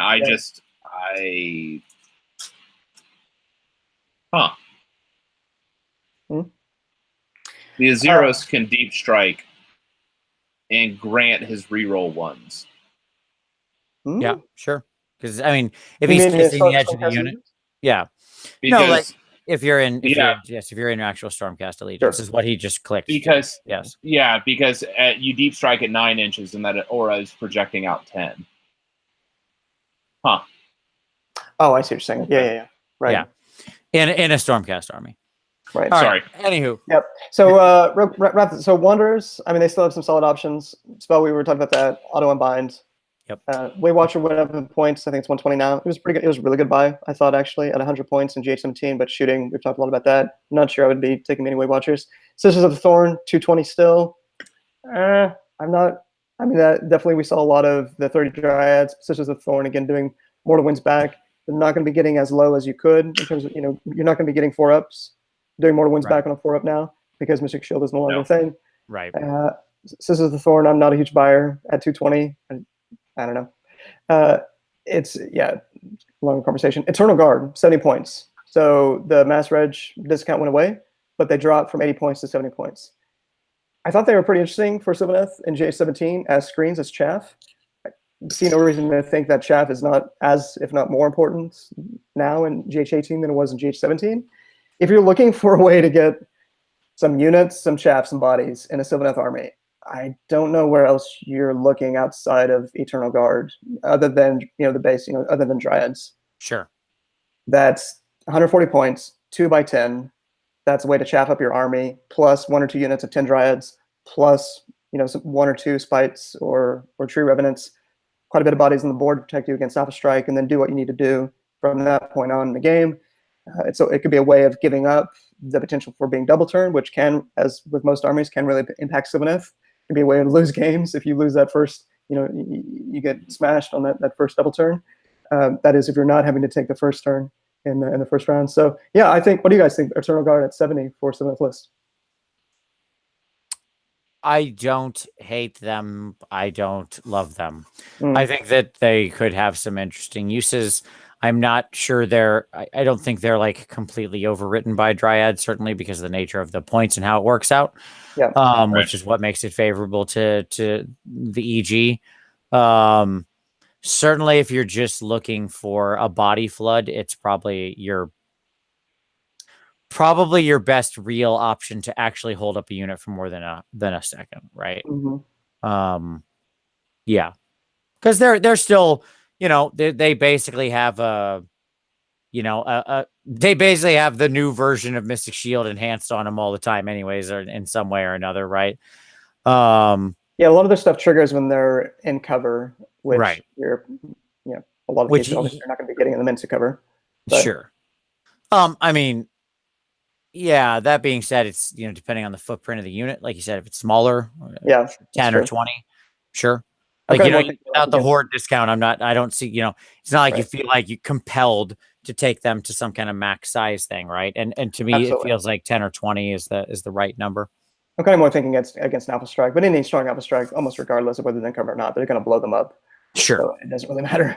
But yeah. True. Yeah. Yeah, I mean, I was playing around with a lot of different lists, and it was the way to get more bodies in the list without hurting the damage output, etc. And also, in particular, with outside of the one drop, where looking to get more experience with how to play Sylvaneth, how well can we compete on top tables without relying on the one drop? Because the full expectation is that's going to be going away next year, and hopefully that. Yeah, anyway, that's another thing. My argument would be, I certainly don't think they need it. I really don't. We have one proof point saying that's the case, but I don't think they need it. Yeah, I hope that's right. Yeah. Nalroot, Doomfire Warlocks are pretty interesting. Archmage, definitely interesting. Lore Master might be a little too high. Battle Mage, I don't know. Yeah, that's all I got. All right, that's a good list. That's a good list. I mean, my answer is there is, between the way that the battalions allow in all sorts of goofy different order or, specific types of order units, wizards and generic and dwarves and crap, there's a lot of different ways to unpack that than when combined with the normal ally list. Plus, there's so much new Stormcast stuff. There's a lot of uncharted territory on that map. That's what right. I do agree with your overall call. I like the Knight Azzy. I think he's got some gas in the tank. Yeah. So cool. Cool. All right. So now let's talk about countering them. Yes. Yeah. So I've been talking a lot. Yeah. What do you guys think? Well, I mean, I think that it's interesting because the good parts of this army are fairly resilient to other things that that you would want if you were trying to blow up somebody like Nighthaunt. Right? Like, just massed amount of low rend attacks are often not a great win against this force, depending on what you got out there. Sure. Right. There's lots of ways to have some pretty darn decent saving throws, even in a world without Mystic Shield in this army. Hey, Vince. Yes. I'll be remiss, just real quickly. I forgot one of the best ally options. Oh, sure. Ishling Guard. Oh, is that the eels? I know it's eels. Which, thank you. Is it not the stabby eels or the shieldy eels? Yeah, the shieldy eels. So you do your one drop, you bunker up, you take 2x3 of those for like what? They're 140 each. Yeah, I think let's say that sounds right. I think 140, so that's 280, pretty affordable. 2x3, you bunker up on 2 objectives. You put one of each in each objective in a wildwood. Sure. There you go. 3 of ignoring rends. Not a bad choice. Not a bad choice. No, we would be remiss. That's a good call. Yeah. So what I was saying was, I think it's interesting because those kind of things don't, like, things that work well against some elements in the meta. Just massed amounts of low rend attacks, right? Like things that kill Daughters of Cain in buckets or kill Nighthaunt in buckets don't kill Sylvaneth very well, right? Sylvaneth require the more, like, the same things that kill Stormcast usually kill Sylvaneth, right? More like, wounds and high rend. Yep, exactly. So it's interesting that they sit counter to that. That being said, like, I think an army like Legions of Nagash is quite well positioned to be quite strong against Sylvaneth for a host of different reasons. They can outbody the living bejeezers out of you. And you can't kill fast enough. Right. You don't have the hitting power to actually, in most cases, take out their to actually, like, to clean up what you need to clean up. Right. And if they're smart at all about their graveyard placement, they'll be able to get any, particular units back if they need to. Yeah. And depending on who's at the head of that column of dead people, they can certainly generate the mortal wounds to burn you to ashes. Yeah. Right. If it's say Archon or your worst case Nagash. Right. Like, you're in a world of pain all of a sudden, because that dude's going to start just ripping units apart. And you don't need line of sight to unbind anymore, which means that even if you're hiding in the woods, he can still unbind you. Yeah. One thing that we haven't talked about, trick that you can do with Sylvaneth against magic heavy armies, in particular Nagash and or Archon, is you plop your pre-deployment wildwoods in one of the deployment zones, and then you roll to win the deployment zone choice. Good tactic, huh? Go on. So no, I mean that's really not the best option. In general, what you want to do is, if you're playing in let's take focal points. Let's take seizing objectives. Maybe you got the 3 in the middle, seizing objectives, and maybe you're confident for whatever reason that Nagash is going to want to be. It may not be a best option. I need to come up with a better option. And wherever you think Nagash is going to be in the game, plop your Wildwood down there, because he very well, if he wants to hang out in that spot, he's going to be rolling a lot of 5-ups for potential Raz by Magic, doing D3 mortal wounds to him. Sure. And he can't actually fit through there because of how Wildwoods work. Ah, yeah. His base is too big. Well, no, and his movement isn't high enough. You just sit him on the side, and Sure. he's hanging out on the top of the leaves. Yeah, exactly.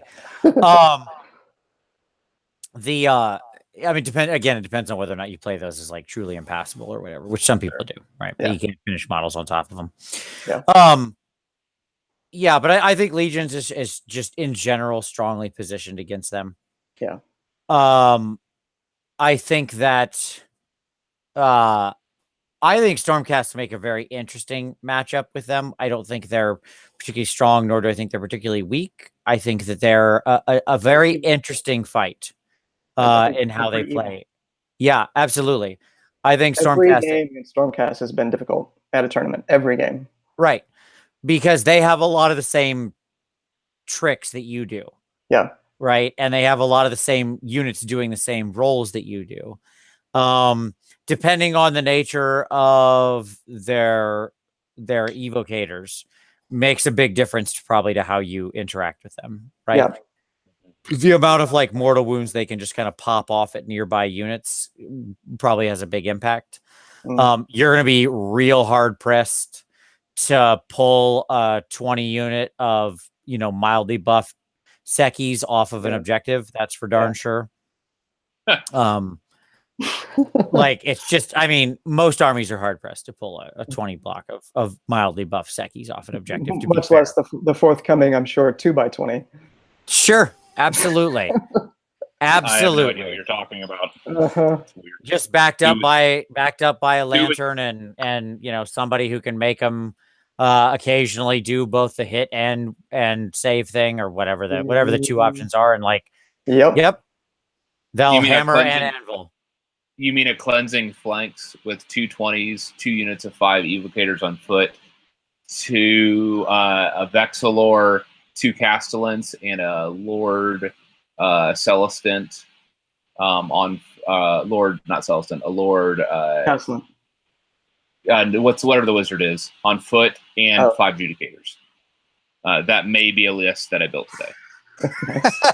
Yeah. Not even Gabriel. Okay. No. You can't bank. Hammers is the wrong choice. Hammers is the wrong choice. You can't bank on Gabriel because who knows how long that sticks around. I build my whole list around.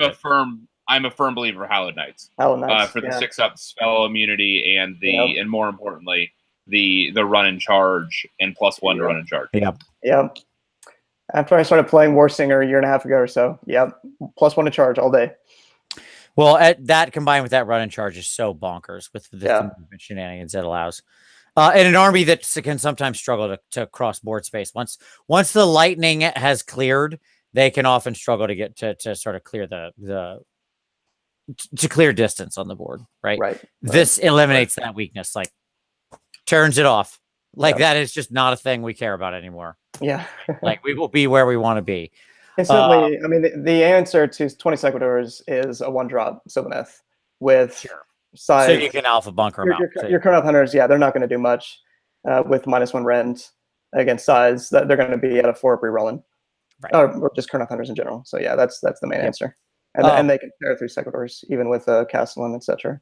Oh, sure, absolutely. So I mean, once if you have a reliable number of -2 rend attacks, you can do the work, right? Yeah. So but I think that's a really interesting matchup. Yeah, right? Definitely. Nurgle is a fascinating matchup solely because of a lot of the popular units are ill suited to crack trees. Like Blight Kings are ill suited to bust through trees, right? But that being said, Nurgle has a fair decent amount of mortal wounds, has a pretty good abundance of -1 effects, right? Like a -1 to hit get felt pretty hard in this army. Ways of debuffing save rolls. Yes, they do. Yeah. Yes, they do. Yeah. And once those things start coming together, it can be real scary because you can lose your critical anchor units pretty fast if they manage to focus up those resources correctly. Yeah. Right? Yep. And their gnarl maws will stop your forests from going down, right? Exactly. Yeah. And a lot of people are going to be running what's Horticulus that gives you an extra. Horticulus, yeah. So I think now you can drop 2. Yeah. Nobody's going to run Horticulus. What? I don't think. Really? I don't think. No, honestly, that's me. I don't think so. Maybe I'm thinking, what does Festus do? Festus is the -1 to armor save spell. -1 armor. Okay. Horticulus is a 200-point melee hero. Okay. Horticulus is a farmer that makes contagion points if you're trying to do a contagion point farm list. That's what it was. Yeah. Okay. That's what so he if you're is. doing summoning, you'll see him. If they're not focusing on summoning, you're not going to see him. Yeah, I mean, yeah, he's not yes, he's a melee hero, but no, that's not his purpose in the list, right? Well, he's a farmer. He doesn't do anything else. Sure, he farms. That's what farmers do. Right. They farm. He makes a forest of trees. That's what he does if he needs to. Yeah, I guess we have had stories about farmers in AoS. Sure, there you go. It's Horticulus. Yeah. James Tinsdale, who went 4-1, maybe he went? Yeah, I think he went 4-1 at Blackout. He's part of the Just Playing podcast crew. He ran, that's what I was thinking of. He ran him. He had 2x30 Plague Bearers that he would push upfield, and he would summon 20 later in the game for sitting on the back objective. Sure. Yeah. Sure. But yeah, I think Nurgle could be a tough matchup. Not as tough as Legions of Nagash on average, particularly Nagash builds. Sure. Right. It's just the regen. Like the regen and the mortal wound output on those is just going to be off the hook. Yeah. There is a Tzeentch list or two that would be a real problem for Sylvaneth, but it depends on but they have to be very particularized builds of Tzeentch. Okay. Such as lists that are really good at spamming ridiculous numbers of mortal wounds and summoning more casters to do more mortal wounds and summoning more things that poop more mortal wounds off of those summons. Yeah. And so it just becomes this this silly conflagration of mortal wounds that starts mushrooming out. Yeah. Right. I can't imagine a list that would do that. Sure. A lot of some of that stuff changed with the FAQ. Most of it is still perfectly valid. And there is absolutely a couple lists that will start generating 10 or 12 fate points a turn. And many of those things that show up on the backside of that, while generating those fate points, many of those things will be generating mortal wounds. Yeah. Or generating things that generate fate points. Right.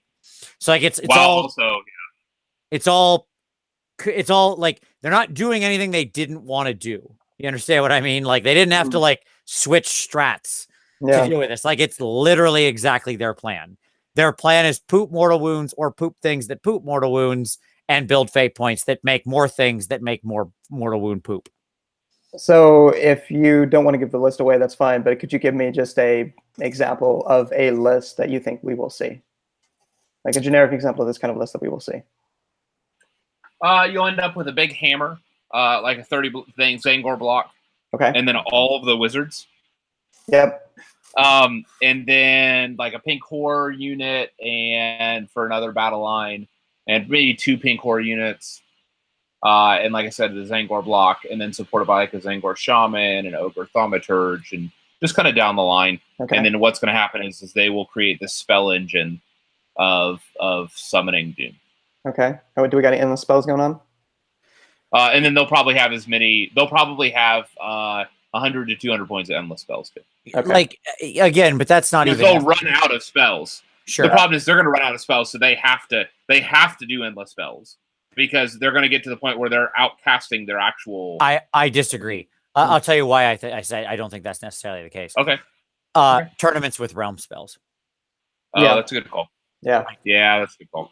If you're in tournaments with realm spells, this thing just went because it's your ridiculous number of spellcasters have now an extra 7 spells or whatever to play with, right? Yeah, that's a good call. I had forgotten about that. Yeah, so that goes to 11 real fast. You don't care what it is. It's irrelevant what the spell is. Great if it has a use. Super cool. You're gonna burn all 7. Okay. Like, period. You're just going to cast them. Mm. Like, here's this one, then this one, then this one, then this one, then this one. Because you're going to be up in the range of 12 to 14 to more casts. At the start of the game. Right. Like, by round 2, definitely into 3, you're hitting these numbers easily. So, like, that's so many casts. You know, like, enemies who have, like, bonuses to dispel can take a hike, or a dispel scroll. Who cares? Get out of here. Yeah. You're irrelevant. Like, you ran out of unbind attempts 11 spells ago. Right? Like, we're so deep in at this point. Yeah. I don't give a crap if you've got plus 82 to unbind on your wizard. Great, you shut down my one irrelevant spell. Here comes the other dozen. Yeah. You know, and none of these are clutch. That's the key to the Tzeentch list. Like, there's not one that's like the one that has to happen. There's no like spell portal in the group. You understand what I mean? Yeah. Like, where if you shut that one off, you shut off the rest of the nonsense. Yeah. So many of these are just like, nope, we're just doing stuff. I don't care what unit it is. If a unit's in range, I target that one. Right. It's just like, I just need targets. Go, go, go, go, go. Right. Right. So. And you're going to have this, like, a 30 block of Zangor that are going to be Battle Shock immune. You're going to spend most of their points on it to make it Battle Shock immune. And you're going to have to deal with it. Like, because that's something that you just can't ignore. Sure. It's a big murder unit. Yeah. Yeah. I mean, it's a pretty aggressive and so they'll unit. have a big aggressive murder unit that, of like, 60 you wounds. Yeah. That you have to deal with. The block of 30 Sangor is a good argument for bows. There you go. That's one good argument in my opinion. I've actually blown up a unit of 30 Zangor in the past a couple of times with 6 bows. I mean, sure, you can still roll those. You can still get those bad rolls, but sure. You know, I mean, they've got still some save, and they've got shields, and they can fold reality back to get more. And you know, that's true. Yeah. all you're doing is great. Now that spell has a use. You know what I mean? They like, can't okay. fold reality. They can't fold reality. Oh, that's you right. only They're not demons. They're not demons. Shut up. They're not demons. Right. I remember now. Only the dumb disc dudes. Yes. Thank you. I remembered it right after I said it. Yeah, or whatever. Yeah. Like, it wouldn't even necessarily need to be a 30 block, by the way. It could also be like Enlightened or something like that. Sure. Like, I think Enlightened are going to come into their own pretty hard. But at any rate, that's a list that would be problematic, right? Yeah. What do you guys think about daughters? Very much depends on the daughters list. And the player behind them. Sure. You know, like, sure, if the Mind Razor lands, it's going to be hard to... If the Mind Razor lands, you're in trouble. Right? Because... if the Martyr's Sacrifice lands, you're in trouble. You're in trouble. Yeah, that's like... there are some real bad situations here, right? What's that do? Go ahead, Tom. Every model that dies on a 5-up, they kick back a mortal wound. Okay. Right. And when combined with the bladed shields, it's like, I say if you take a mortal wound, I die. You take a mortal wound. There's just lots of like reflected mortal wounds going back in your face. They don't have to actually touch you. That's a prayer you can't get rid of. A prayer, okay. And so the problem is that, like, there's just not an easy solution for Martyr Sacrifice. Like, people haven't been talking about it, and I don't know why, because it's probably the best prayer. Or one of the best prayers. Like, obviously, the double hit on 6s is good, but I would call Catechism the best prayer. But sure, I would definitely rate that one as second best, because those can be reflected off. Does that make sense? Like those, those will bounce off armor if you don't have the Ren.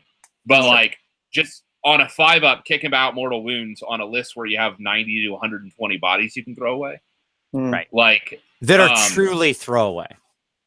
Yeah. Right. Like, you're just trying to weaken the enemy. Right. Like, you're gonna They throw a massive dice. Sure, you're just gonna save a lot of that, but that's a heck of a lot of dice. Stuff gets through. And then you come back at them, and it's just like, and have some of this. Have some of this. You know. So, Tom, would you worry about a Dreadwood with your DOK? I've already built to counter it. Right. I have the chaff to buy me the space. I mean, so one goes strung out on the line, and then you've got the space in between. You can chaff out. Yep. And then when you come in, you're going to hit my front line. Yeah. you're going to hit my front line, bounce back a bunch of mortals, maybe blow that unit up, and then I'm going to pile into you with full units. Yeah. Because I'm going to have them just at that outer edge where there's going to be one model within 3 inches. That second unit will pile in and obliterate whatever you put on my line. Yeah. So I'll lose 1 unit and I'll trade it for everything that you hit my front line with. Well, it should also be pointed out that depending what's around there, sisters can also come in. They can sweep in on you from 6 inches away, right?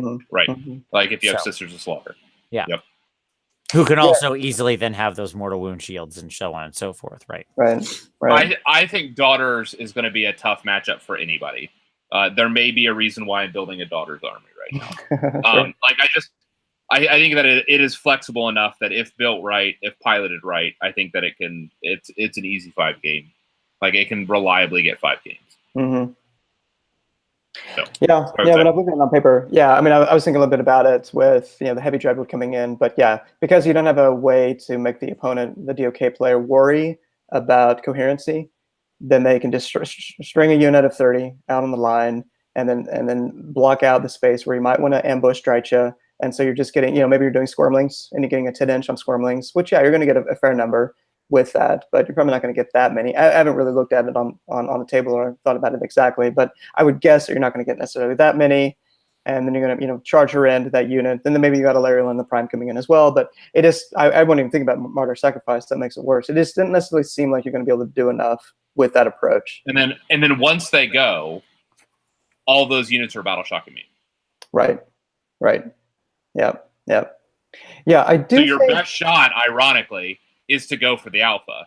But if they build to have a counter to the alpha, then you're going to be in trouble. It's going to be painful. Yeah. I think maybe the 1-drop bunkering option. I mean, obviously, it's scenario dependent. If you're playing relocation orbits, you're not exactly bunkering in one particular place, or whatever the case might be. But I think bunkering on average, that might be an option, not necessarily a solid, reliable option. But again, what we talked about earlier, where you're minimizing the footprint, the number of witch elves that come into play. Now, I wasn't aware of Martyr Sacrifice, though. That certainly impacts the equation a little bit more toward the DOK side, because that means you're going to be getting mortal wounds coming back your way. Is there a particular range, or is on that, or just anybody that's, is it like only 1-inch range, or just damage? It's every model that dies. Yeah. To an enemy unit in combat with them. Yep. Wow. So your Kurnoth Hunters are going to be getting more wounds coming back to them, or your Durthu, or whatever the case might be. Right. That's interesting. And they'll likely have shields that on 6s they'll kick back. If they're Hagnar, they're also going to get a 5-up ward save. 5-up. So so like you're gonna mow through them. You're gonna kick back a bunch of mortals, and some of them they're gonna ward save out of the mortals they've kicked. To make them last longer. So yeah, they seem like I said, they're definitely top tier in my opinion. Thinking about order list or just order options, they're my solid top 3. Yeah, and I mean you haven't even dealt with the real hammers. Right. Like there's a bunch of real there's a bunch of real hammers hiding behind all these witch elves waiting to come in. Yeah. Right? Like a Slaughter Queen on Cauldron who gets razored up and catechismed up or whatever is going to come in and deal like 40 damage. Yeah. Okay, most of which is going to most of which is at just there for +1 save. Sure. Most of which is at Red Neg 2, Neg 3. Right. Okay, like she is a beast. A beast. I've mentioned it before on the show, Tom, that like people underestimate how bad the Slaughter Queen on Cauldron is until they eat one to the face and watch a unit of like 30 strong evaporate. Yeah. Because she hits so hard. And like she definitely out leaderships you in most cases. Right. So like certainly she out leaderships the Sylvaneth. Right? Yeah. Are you guys I know Vince you are, but in terms of top and competitive play, are you guys buyers on 10+ snakes, Melisai? I love the snakes. I think the snakes are interesting. Like it's obvious to me at this point that the witch elves are a more powerful choice in general. Yeah. If taken in the complete void, right?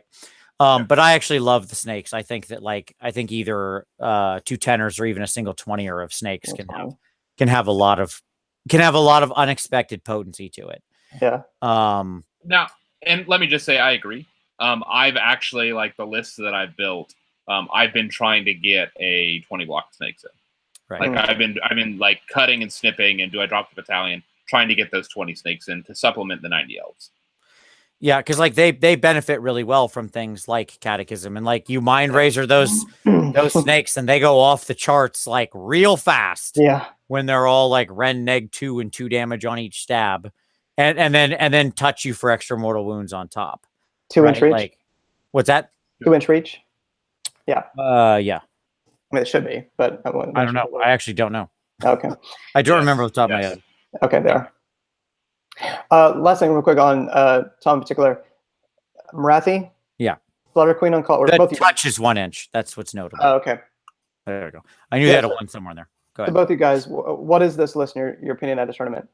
This is the first list that I was helping Chad Graham co-TO of a bunch of the Colorado Springs, Colorado events, Colorado area. Okay. Chad and Rob. So the King of the Mountain and so on. So first list we wrote Marathi. This was not, we know this was not top and competitive. This was more his attempt at a lower model count list that he could actually paint in a reasonable period of time because he's a slow ass painter. All right, Marathi, Slaughter Queen of Cauldron, 2 Hag Queens, Medusa on foot, 30 Witch Elves, 10 Sisters of Slaughter, 10 Witch Elves, 10 Melisai, 2x5 Heartrenders. Yeah. What is that? Is that a 3-2-4-1? Oh, that's probably a 3-2, maybe a 4-1. Okay. The reason why I say that is simply because you only have 2, 3 hammers, but 2 of them are single heroes, and that's going to be a problem. Yeah. Like you really want to have at least 2 blocks of 30. That's my estimation. Vince? I would agree with that. I don't subscribe to the 2 blocks of 30 thing, but I do think you need at least 1 for a truly competitive list. Like if you don't have at least 1, he had a 30. He had a 30 block of witches. Oh, did I not hear? I just didn't hear it. Okay. Yeah, 30 block of witches, and then a bunch of like tenors, How much small stuff. 2 10 Sisters of Slaughter, 10 Sisters of Slaughter, 10 of Witch Elves, 10 Melisai, 2x5 Heartrenders, Slaughter Queen of Cauldron, 2 Hag Queens, Medusa for the steed thing to get her to do the mortal wind bomb, and then Marathi. Hagnar probably, right? Hagnar, yeah. Yeah. I was just curious. Yeah.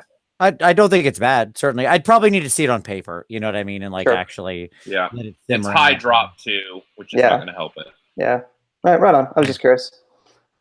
Okay. So daughters, Night Haunt, I think could be. What do you guys think? I mean, obviously Night Haunt turn off Rends. They got a ton of bodies. Sure. They can zone out the board. I mean, a lot of these armies. Yeah. I think Night Haunt's a bad matchup for you. Yeah, I think they're very. Yeah. I mean, on paper they seem like one of the more difficult ones. They're going to ignore. Like they're going to ignore your Rend, which is one of your big tools. Yep. And they're going to regen a bunch of models. Right. Like, properly built, they're going to regen a ton of models, and you're just going to be stuck. Yep. They're already out modeling you. Yeah. So when I think about a lot of these armies, I do keep coming back to. It seems like going the 1-drop option is the most competitively viable, and that there could be a gap here between not going 1-drop and going 1-drop. Okay, so Stormcast. They can zone you out if you're not going first. Night Haunt, zone you out, get on objectives. Fire Slayer, zone you out, get on objectives. Bunker up 30 Volkites. That's still a thing. Legions of Nagash, Gravesites, zone you out, 40 skeletons in front of your face, etc. Daughters of Cain, incredible speed. Nurgle, great speed. Order Draconis. Maybe that one's not quite on that list because they're low model count. Ideneth, they can deploy. Clan Zilfin, Gary Percival version of Ideneth. A lot of that, 2x9 eels deploying off the board.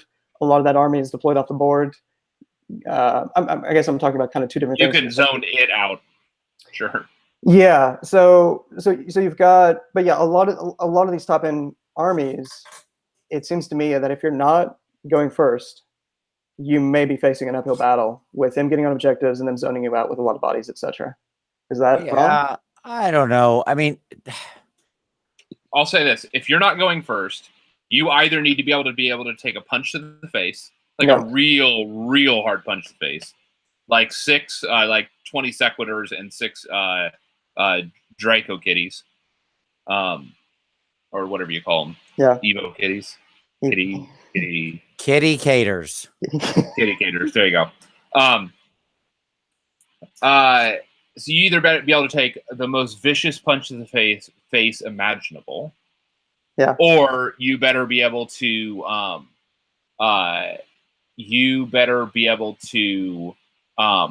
take enough of a hit that and maintain the ability to punch back in such a way that it will cripple them if they alpha you. Yeah. Like that's the only two ways to really respond to that situation. Yeah, I mean, what I'll also say is the nature of all the different scenarios that are in play now. You know, some of these objectives have very unusual incentives, right, into how you interact with them. I think about like its name eludes me at the moment, but the scenario where you're incentivized to, like, you can burn your points round 1 and whatever, and it's like 1, 2, 4, 8 is the points you get depending on the battle round that you hold them, like the new Scorched Earth. Something about the brave or bold or better part of valor. Better part of valor. Thank you. Yeah, there you go. Yeah, like or like the relocation orb and stuff like that. Like it's just there's it's not like every scenario now is just like 2 points sitting in the middle of the table. Yeah. Right. There's a lot of different things going on. Yep. So, not everything can be effectively alpha bunkered even. Certainly, if you take the average tournament, probably, I mean, some number of them are going to be, right? Like some number of the games are going to be, and some number just can't, because the scenario doesn't work like that. Right. Because of where they sit. And so I think it's highly dependent on the scenario choice and how it breaks out in the tournaments, as to how viable that strategy is or required that is. At a deeper level, like there's always a problem with, yes, sure, they can alpha bunker, but you're not coming back with nothing, right? Sure. Like Sylvaneth do have some very hard, punchy stuff now, especially in these new builds. Like I would argue they're more aggressive now than they were. Yep. Okay. Yep. So it's not like if somebody gets on something, you're just like, well, okay, game's yours. Like that's just not the world we live in here. Right. Yeah, I mean, my statement would be, the reason I think Sylvaneth aren't, skewed or anything is because when we went through those lists, we can picture versions of most of those armies that are interesting competitively. And most of them are not like auto win. They're going to give you a good game, right? They have a path to victory. You have a path to victory. That tells me we've got a good game going on, right? I think there's a couple that lean in their favor. Like, to me, the big ones that lean way in their favor are things like Dock and Legions, right? Like, I think those two, for the most popular builds, lean the hardest against you. Okay?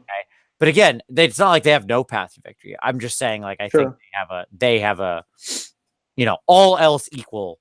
Yeah. They stand a bit of an advantage.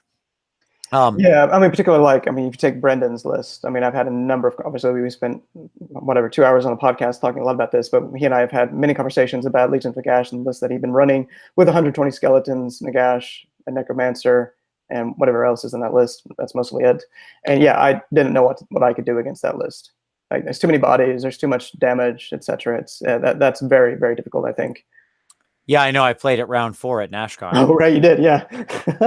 and my answer was, with my Iron Jaws, with my 26 orcs, was like, I can't win this. Let's have fun. Yeah. Like, there was no path to victory, right? I looked at that match and I was like, you win. Yeah. Especially on Scorched Earth. Like, that's a great example of, like, the scenario being like, nope. Sure. Yeah. Hot nope. Yeah. So sure. But it is a good point that a number of these, and better part of valor, 6 objectives, focal points, 5 objectives, total commitment, 4 objectives. Shifting objectives is really the only one that has that kind of classic, 3 in the middle. And it's going to move. Yeah, and it's going to move, right? Yeah. Places of arcane power, that certainly can benefit Sylvaneth on average with Loriel, etc. They're pretty strong on magic. So, and then relocation orb that's moving around. So yeah, I mean, I do think the scenarios on the whole are a boon to them, are a positive for them on the whole. But yeah, I mean, I would tend to put Sylvaneth right now on that tier 1.5 if you know how to play them really well. I mean, I think they're like, even I think at this point, especially now, they are a 5 tournament game. Here's what I'll say. Yeah. Given where we're at now, It's like, but what I mean is like literally today in the meta, Yeah. right? That concept of tier 1 has expanded so far Yeah. with all of the lists that are viable right now Yeah. as to be nearly meaningless, right? Like, Yeah. So by that, but I mean, in my mind, that is simply synonymous with saying they are a hard 5-0. yeah, sure. Like, because to me, the world has nearly bifurcated at this point into armies that can get there and armies that can't. Right? Yeah. Like, there isn't that much. Did you ever read Rising Stars? J. Michael Straczynski's superhero graphic novel trilogy. It's amazing. It's really good. The third part's kind of underwhelming. Anyways, there's a point in there where one of the characters, freshly empowered, says the world had been like split up between a bunch of superheroes, a few superheroes who were very powerful, and most who had like minor crap. Okay. And then there's a point in the middle of the story where that tilts for various narrative reasons. And the one character's like, there are no more minor powers, right? Like that's nice. That's sort of that's the world we've suddenly found ourselves in, right? Like the minor powers are just swept away. Yeah. Right? Like there's a lot of these, and that's unfortunate, right? Well, the reality is though, but not everybody's caught that memo. Oh, so sure. What's going to happen is when you go to tournaments, you're still going to bump up against those that just simply don't have a chance. Yeah, I mean, there are, and I'm not saying there's no middle class. You know, there's like take a drink. Sure. There's I'm saying that like the world has a lot more haves and a lot more clear haves and have-nots right now.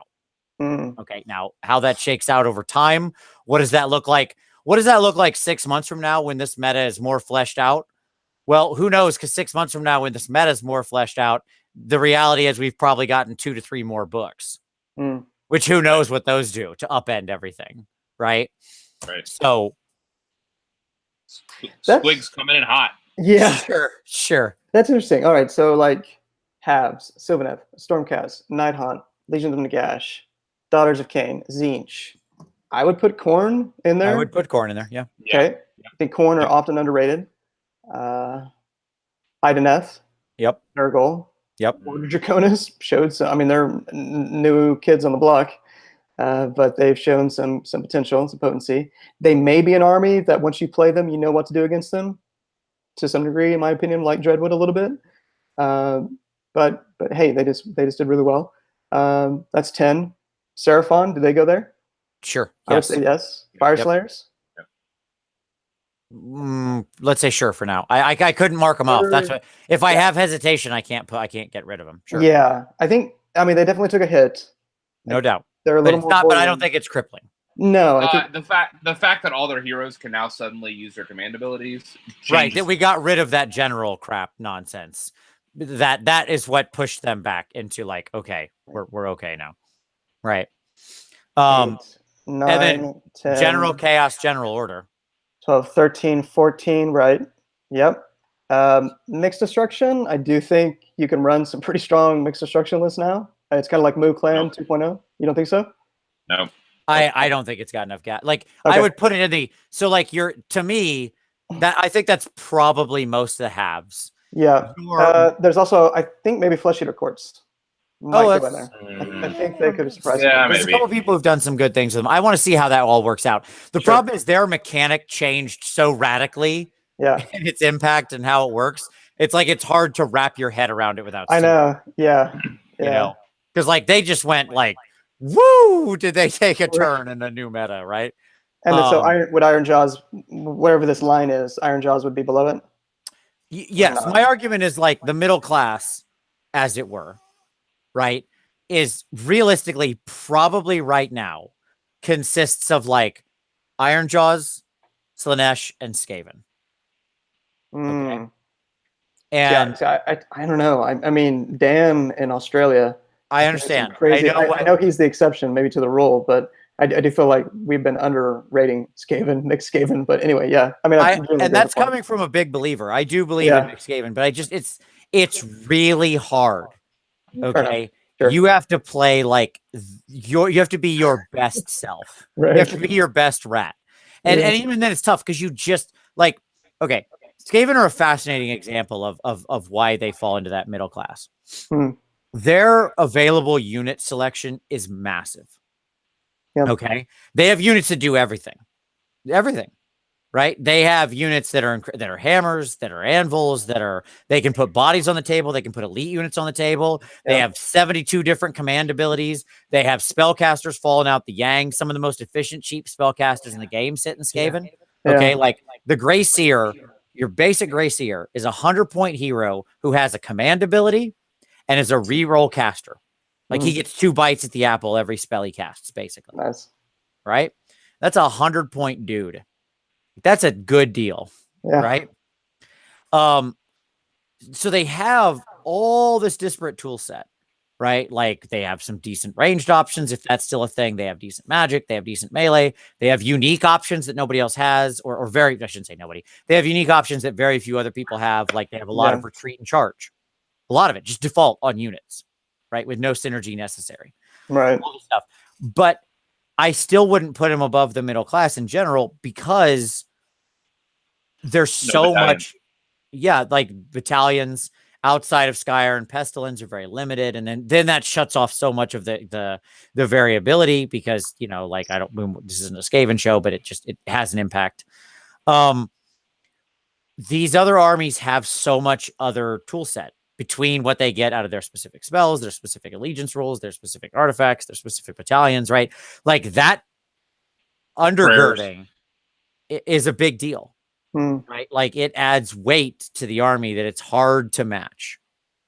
That being said, whatever, they're there. And then everybody else is down in like the have-nots. Yeah. Right. I would argue that's where talk agents. Yeah, like or your BCR, and people like that. Sure. It's unfortunate. Like that is not to say those armies are bad or not fun or not, you can't have good games with them. I am absolutely not saying that. I want to be 100% clear because the armies I play are almost universally in the middle class or worse. Right. I have like none of those top tier armies. Yeah. Okay. Yeah. You have Zinch. But I don't have I don't know. Actually, I do have like the whole list we sketched out. But anyways, like that Zinch list that we talked through, I do have the whole list. What's the most middle class of middle? You don't have the pink horrors. What's the dead middle? Yeah, what's the most middle class of middle class armies? I don't know, man. Iron Jaws? Iron Jaws. Because they have some of the awesome. They have some stuff where they're just amazing. Like they have like this small, they are this like incredibly deep but thin army, right? Yeah. Like they've got this one thing, and man, are they really good at it? Yeah. But that is the only thing they've got. Like that is what we bring. In another universe, I'm playing Iron Jaws. Sure, there are like 2 phases of the game that we're just gonna skip. Like we don't even pay attention to these things. Yeah, or to sort of, I'm counting magic as its sort of own phase. I understand it's not, but it's a distinct thing within the hero phase. Like that game is like, and there are builds that don't play in the battle shock phase, right? Because of just like the nature of how the size of the units versus the bravery you can achieve. Unless you're going up against big bravery debuffs, you just skip that phase too. Right. So it's like, I literally play 2 phase games: hero phase, combat phase, or hero phase, move, combat, done. Next. And I'm not going to move in the future because I'm already stuck in. Right. So, that's hilarious. All right. So we had roughly 15 halves. Sure. Which is amazing. To put that in perspective, that is the number of legitimate armies in old Warhammer. Wow. Yeah. Okay. That's what we're saying. Yeah. Like that was the sum toto of old Warhammer. Wow. Okay. Of legitimate armies. There's a 16th that isn't a real army. See if you can guess which one. So yeah. Yeah, I don't have much of a reference point other than AoS itself, but for my money, that seems pretty damn incredible. No, I agree. Now, will it still be like that in 3 months, 6 months? I don't know, but I see no distinct reason. I see minor separations coming here. I see people probably being able to find some more nuance in between those. But again, there's so much build and list tech that's being played around with right now. It's hard to go from there. Right. But yeah, I mean, so that's when I say tier 1.5, it's reference to I do see a lot of tough matchups that are out there. Nighthaunt, Legions of Nagash, Daughters of Cain, certain Tzeentch, and then there are matchups like Stormcast, Ideneth, Khorne, that I haven't played Ideneth, but Khorne and Stormcast are always tough matchups. Sure. That I think are going to give you good games. Good games, right? yeah. Like, yeah. Where it's going to largely come down to the player and to the player and to the dice, the two things that ultimately decide most games when you're playing like this. Right? Yeah, definitely. Well, we've gone 3.5 hours. Oh, that's not good enough. Come on. What else? We may have just hit the record. I don't know. But that's why I just tucked in. Sure. I was like, I have to green stuff 60 bases. Sure, get out your Snickers bar when Tyler's on the show. You're not going anywhere for a while. I think I got to about 45 or so. Oh, so pretty good. Not good enough. But I feel like we've explored a great deal of this dark forest, and we're really absolutely we've uncovered some real chestnuts of quality. I feel like there's probably an acorn or two that we would take with us when we leave the woods. We can bring a lot of memories with us. It's overall. There you go. Let the tree puns commence. So, any final thoughts, Tyler, before we close it out? Double tap your wildwoods, my friends. Double tap the roused all day. All right. Other than that, thank you all very much. Tyler, appreciate as always having you on, buddy. I'm going to hold you to your commitment made in your return show of you're going to try to do something at least once a month. Yes. I expect that to be the case. New episode soon. If you're ever struggling, just give me a shout. I'll come on. We'll talk for like 2 hours. You get a show. That's it. We'll just talk about anything. Done. And right? Tom, I'll be in touch and act like we're going to do a show, and then we'll reschedule a couple times, and then we'll circle back. Yeah, we'll circle back in a couple months. We'll do the same thing. Awesome. and I'll never have you on. Okay, cool. Excellent. Yeah, awesome. All right, very good. For all of you out there, we certainly thank you for watching. We always appreciate it, and as always, we'll see you next Wednesday.